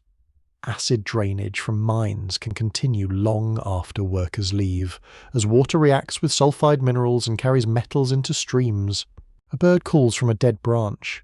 Insects skim the water, fewer than you expect. The quiet feels different from peace. It feels like absence. Waste is one of copper's less glamorous companions. To produce a small amount of metal, immense quantities of rock may be moved, crushed, processed, and discarded. Tailings piles rise like pale hills, slag heaps harden into black, glassy mounds, dust blows into homes and fields. Dams holding mine waste must be maintained with care, because failure can send contamination into valleys below. Copper gives society conductivity, but the ground receives the leftovers. In a village near a mine, you hear people talk about water not as scenery, not as poetry, but as survival. Can animals drink from this stream? Can crops grow here? Is the well safe? Does dust settle on vegetables? Who pays when the river changes colour? The questions are practical and heavy. They sit in the throat. Yet the people living near copper are not merely victims in a sad painting. They adapt, resist, negotiate, organise, remember, and demand repair. You stand in a community meeting under a corrugated roof while rain begins to fall. The metal roof drums loudly overhead, making everyone speak closer to one another. The air smells of wet earth, plastic chairs, coffee, and damp clothing. An elder describes how the valley used to sound with frogs. A young engineer explains water testing. A parent asks about school children. A former miner says the company saved his family and harmed his town. No one simple sentence is enough. That is the weight of copper's hidden cost contradiction. The metal is necessary and its extraction can be destructive. It powers hospitals, clean water pumps, phones, trains, wind turbines, and homes. It also comes from pits that swallow mountains and from labour systems that have not always honoured the people inside them. To tell only the bright story would be dishonest. To tell only the dark story would miss the tools people need to live. Copper sits between need and damage, between invention and appetite. Even recycling carries a quiet hope. Copper can be reused again and again without losing its essential qualities. Scrap wire, old pipes, broken motors, discarded roofing, and worn machinery can return to furnaces and become useful once more. You walk through a scrapyard where coils of wire lie like sleeping snakes. The place smells of rain, rust, oil, and old insulation. Metal clinks underfoot. A worker sorts red copper from brass and mixed scrap by colour, weight, and practised touch. It is not glamorous work, but it is a kind of memory rescue. Even so, recycling cannot erase every new demand. Cities expand, power grids grow, technologies multiply. The hunger for copper continues, and the question becomes not whether humans will use it, but how honestly they will count the cost. Night falls over the open pit. The trucks still move below, headlights sliding along terraced roads like slow stars trapped underground. The crusher's growl softens with distance. A wind crosses the rim and carries dust against your coat. Far away, electric lights glow in homes that may never know this place exists. You stand between the dark pit and the lit horizon, feeling the rough grit on your fingers. Copper's promise is real. So is its price. The metal that carries human connection also asks humanity to look down into the mine, into the water, into the lungs of workers, into the ledgers of power, and into the landscapes changed for the convenience of distant light. You stand inside a room so ordinary that it almost hides its own wonder. A lamp glows beside a bed. A phone charges on a table. Water waits in a pipe behind the wall. A fan turns slowly overhead, stirring warm air with a soft, sleepy rhythm. Somewhere beyond the window, a transformer hums. Somewhere below the street, cables lie in dark channels, carrying power through the city like quiet rivers made of current. Copper is no longer something you mostly see. It has become something you live inside. You touch a light switch, and the room changes. A little click. A soft burst of brightness. The plate beneath your fingers is smooth and cool, but hidden behind it, copper wiring completes a path. Electricity moves with no drama at all, which is considerate, because dramatic electricity is usually a problem. The wire does not glow, it does not announce itself, it simply conducts, faithfully and efficiently, while you enjoy the very modern luxury of not tripping over a chair in the dark. One plain historical truth defines this familiar world. Copper remains essential because it is an excellent conductor of electricity and heat, resists corrosion well, and can be recycled repeatedly without losing its basic usefulness. That combination makes it vital for wiring, plumbing, electronics, motors, generators, vehicles, appliances, power grids, and renewable energy systems. It is not a relic from ancient workshops. It is still working. Silently, inside the walls, you walk into a kitchen. Morning light rests on the counter. A kettle warms. Pipes behind the sink carry water with a faint knocking sound when the tap opens. The smell is coffee, soap, toast, and clean metal warmed by use. In some homes, copper pipes bring water because the material is durable, workable, and naturally resistant to many forms of corrosion. The pipe is not poetic, perhaps, but it is deeply civilized. Few things improve daily life like water arriving politely indoors. A copper pan hangs from a rack, its surface darkened by age and bright at the edges where hands have polished it. When placed over heat, it spreads warmth quickly, letting food cook evenly. You run a finger near the rim and feel the cool curve of hammered metal. There is continuity in that touch, even if the kitchen has tiles, electric sockets, and a refrigerator humming in the corner. Old virtues survive inside new rooms. Now you move into the city, traffic murmurs in wet streets, electric buses glide past with a faint whine. Streetlights glow in pale halos through evening mist. Construction sites expose coils of cable, copper grounding rods and pipes waiting to vanish beneath concrete. The air smells of rain on asphalt, hot brakes, food carts, and damp earth opened by machines. Beneath all this, copper threads connect homes, hospitals, stations, towers, and data centers. The modern city is not just stone, glass, and steel. It is a nervous system, and copper carries many of its impulses. In a hospital corridor, the light is gentle but constant. Machines beep softly. Air conditioning breathes through vents. The floor smells faintly of disinfectant and polished vinyl. Copper appears in wiring, imaging equipment, motors, plumbing, and sometimes antimicrobial touch surfaces. A metal once worn as a bead beside a fire now helps power scans, pumps, monitors, and clean water systems. That is not a small promotion. Copper has gone from mysterious redstone to participant in survival. There is also copper inside you, only a tiny amount. Of course, please do not become dramatic about it. Copper is an essential trace element for the human body. needed for enzymes involved in energy production, connective tissue, iron metabolism, and the nervous system. Too little is harmful, too much is dangerous. Biology, like metallurgy, enjoys balance. Your body does not care that copper has a grand history. It simply uses the element quietly in microscopic work that keeps life moving.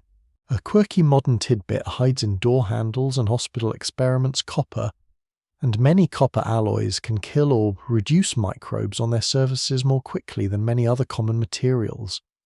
This property has inspired renewed interest in copper-touch surfaces for public health settings.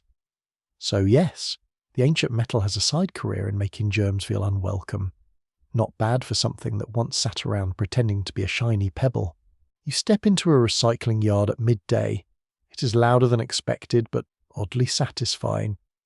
Forklifts beep, metal clatters, workers sort heaps of wire, pipe, motors, radiators, and old electronics. The ground smells of rain, dust, oil, rubber, and oxidized metal. Bundles of copper wire spill from cut insulation like reddish hair. Pipes lie in stacks, green in places, bright where freshly cut. A worker recognizes grades of scrap by color, weight, sound, and long practice. Copper's ability to be recycled is one of its most important modern strengths. Old material can become new wiring, tubing, components, and alloys. A pipe removed from a demolished building may reappear in an electric motor. A discarded cable may return as part of a power system. The metal carries fewer sentimental speeches than this description suggests. But the idea is lovely copper remembers usefulness, not shape. Yet demand keeps rising. You travel to a wind farm where turbines turn over a wide plain. The blades move slowly against a clean sky, though up close each machine is enormous, the kind of size that makes your neck regret looking upward. The air smells of grass, dust, machine grease, and distant rain. Inside turbines, copper is used in generators, transformers, grounding systems, and cables. In solar farms, copper carries electricity away from panels. In electric vehicles, copper wins through motors, charging systems, batteries, and power electronics. The energy transition depends heavily on materials, and copper is one of the most important. Clean power may look weightless when it arrives as light in a room, but it begins with mining, manufacturing, transport, installation, maintenance, and recycling. This is where the story becomes complicated in a very modern way. To reduce harm from fossil fuels, societies need more electrical infrastructure. More electrical infrastructure requires more copper. More copper requires choices about land, labour, water, and waste. The future is not made of wishes. It is made of materials, and materials always come from somewhere. Experts continue to disagree about whether recycling, improved efficiency, substitution, and new mining can meet rising copper demand quickly enough for expanding grids and clean energy systems. Some argue that supply can grow with investment and better recovery. Others warn that permitting delays, declining ore grades, water limits, social opposition, and environmental risks could slow progress. The uncertainty is not a reason to do nothing. It is a reason to count honestly. You stand in a control room overlooking an electrical grid map. Screens glow blue and green. Operators speak quietly. The air is cool, dry, and faintly plastic-scented. Lines on the display represent power flowing across regions, balancing cities, factories, farms, and homes. Copper exists inside substations, transformers, cables, switchgear, and countless devices at the edges of the grid. It helps turn generation into delivery. Without conductors, electricity is only potential, like a song no one can hear. In a data center, copper takes another form. Rows of servers breathe warm air. Fans create a steady rushing sound, like indoor rain that never falls. The smell is filtered air, warm circuit boards, dust, and plastic insulation. Copper traces run through circuit boards. Copper cables carry power and signals. Heat sinks and connectors help keep the machines alive. Here, memory, images, voices, maps, messages, banking, entertainment, and work all depend on physical materials arranged with astonishing precision. The digital world likes to pretend it floats. It does not. It has weight. It has temperature. It has metals. It has maintenance workers with tool bags and tired eyes at 3 a.m. It has copper. You pick up a smartphone. Its glass surface is smooth, almost frictionless. Inside, copper appears in tiny lines, connectors, coils, and components. You may never see them unless the device is broken open, which is usually a bad afternoon. Still, the copper is there, carrying signals too small and fast for the senses. A metal once hammered into simple points now helps carry photographs, maps, songs, sleep stories, and messages that cross oceans before you finish blinking. Copper also remains a metal of memory. Old roofs turned green in historic city centres. Bronze statues weather in parks. Church bells, temple bells, gongs, cymbals, and ceremonial vessels continue to sound across cultures. Coins survive in drawers long after their value fades. Family cookware passes from one kitchen to another. The same material inhabits both sacred monuments and appliance cords. That range is almost absurd. Copper is the guest who can attend a royal ceremony, fix your plumbing, join a medical device, and still look good as a bracelet. You walk at sunset through a street where old and new copper share the same air. A green dome rises above a historic building. Power lines hum faintly beyond it. A cafe steams at the corner. Someone unlocks a bicycle. Someone charges a car. Someone drops a copper-coloured coin into a tip jar, though the coin may only be copper-plated because modern money enjoys little disguises. Rain begins, soft and warm, tapping on awnings and leaves. The atmosphere grows calm. Streetlight gathers in puddles. The city smells of wet concrete, coffee, soil, and distant cooking. You feel the night settle on your shoulders. Copper is present in what shines and what hides, what sounds and what silently functions. It has changed from ornament to tool, from tool to alloy, from alloy to currency, from currency to wire, from wire to network. Yet at heart, it remains the same element, reddish, workable, conductive, patient. Now the room grows quieter around you. The lamp beside the bed gives off a soft circle of light. Behind the wall, copper rests in darkness, carrying power without asking to be noticed. Water pipes cool slowly. The phone screen dims, far away. A turbine turns under moonlit air, and somewhere older, under stone and soil, copper still sleeps in green veins. You breathe in, and the night feels less hurried. The long human story loosens its grip and becomes gentle. Hands that mined, hammered, polished, traded, counted, wired, repaired, and remembered all fade into a calm procession. The metal remains, warm in memory, quiet in service, bright only when light finds it.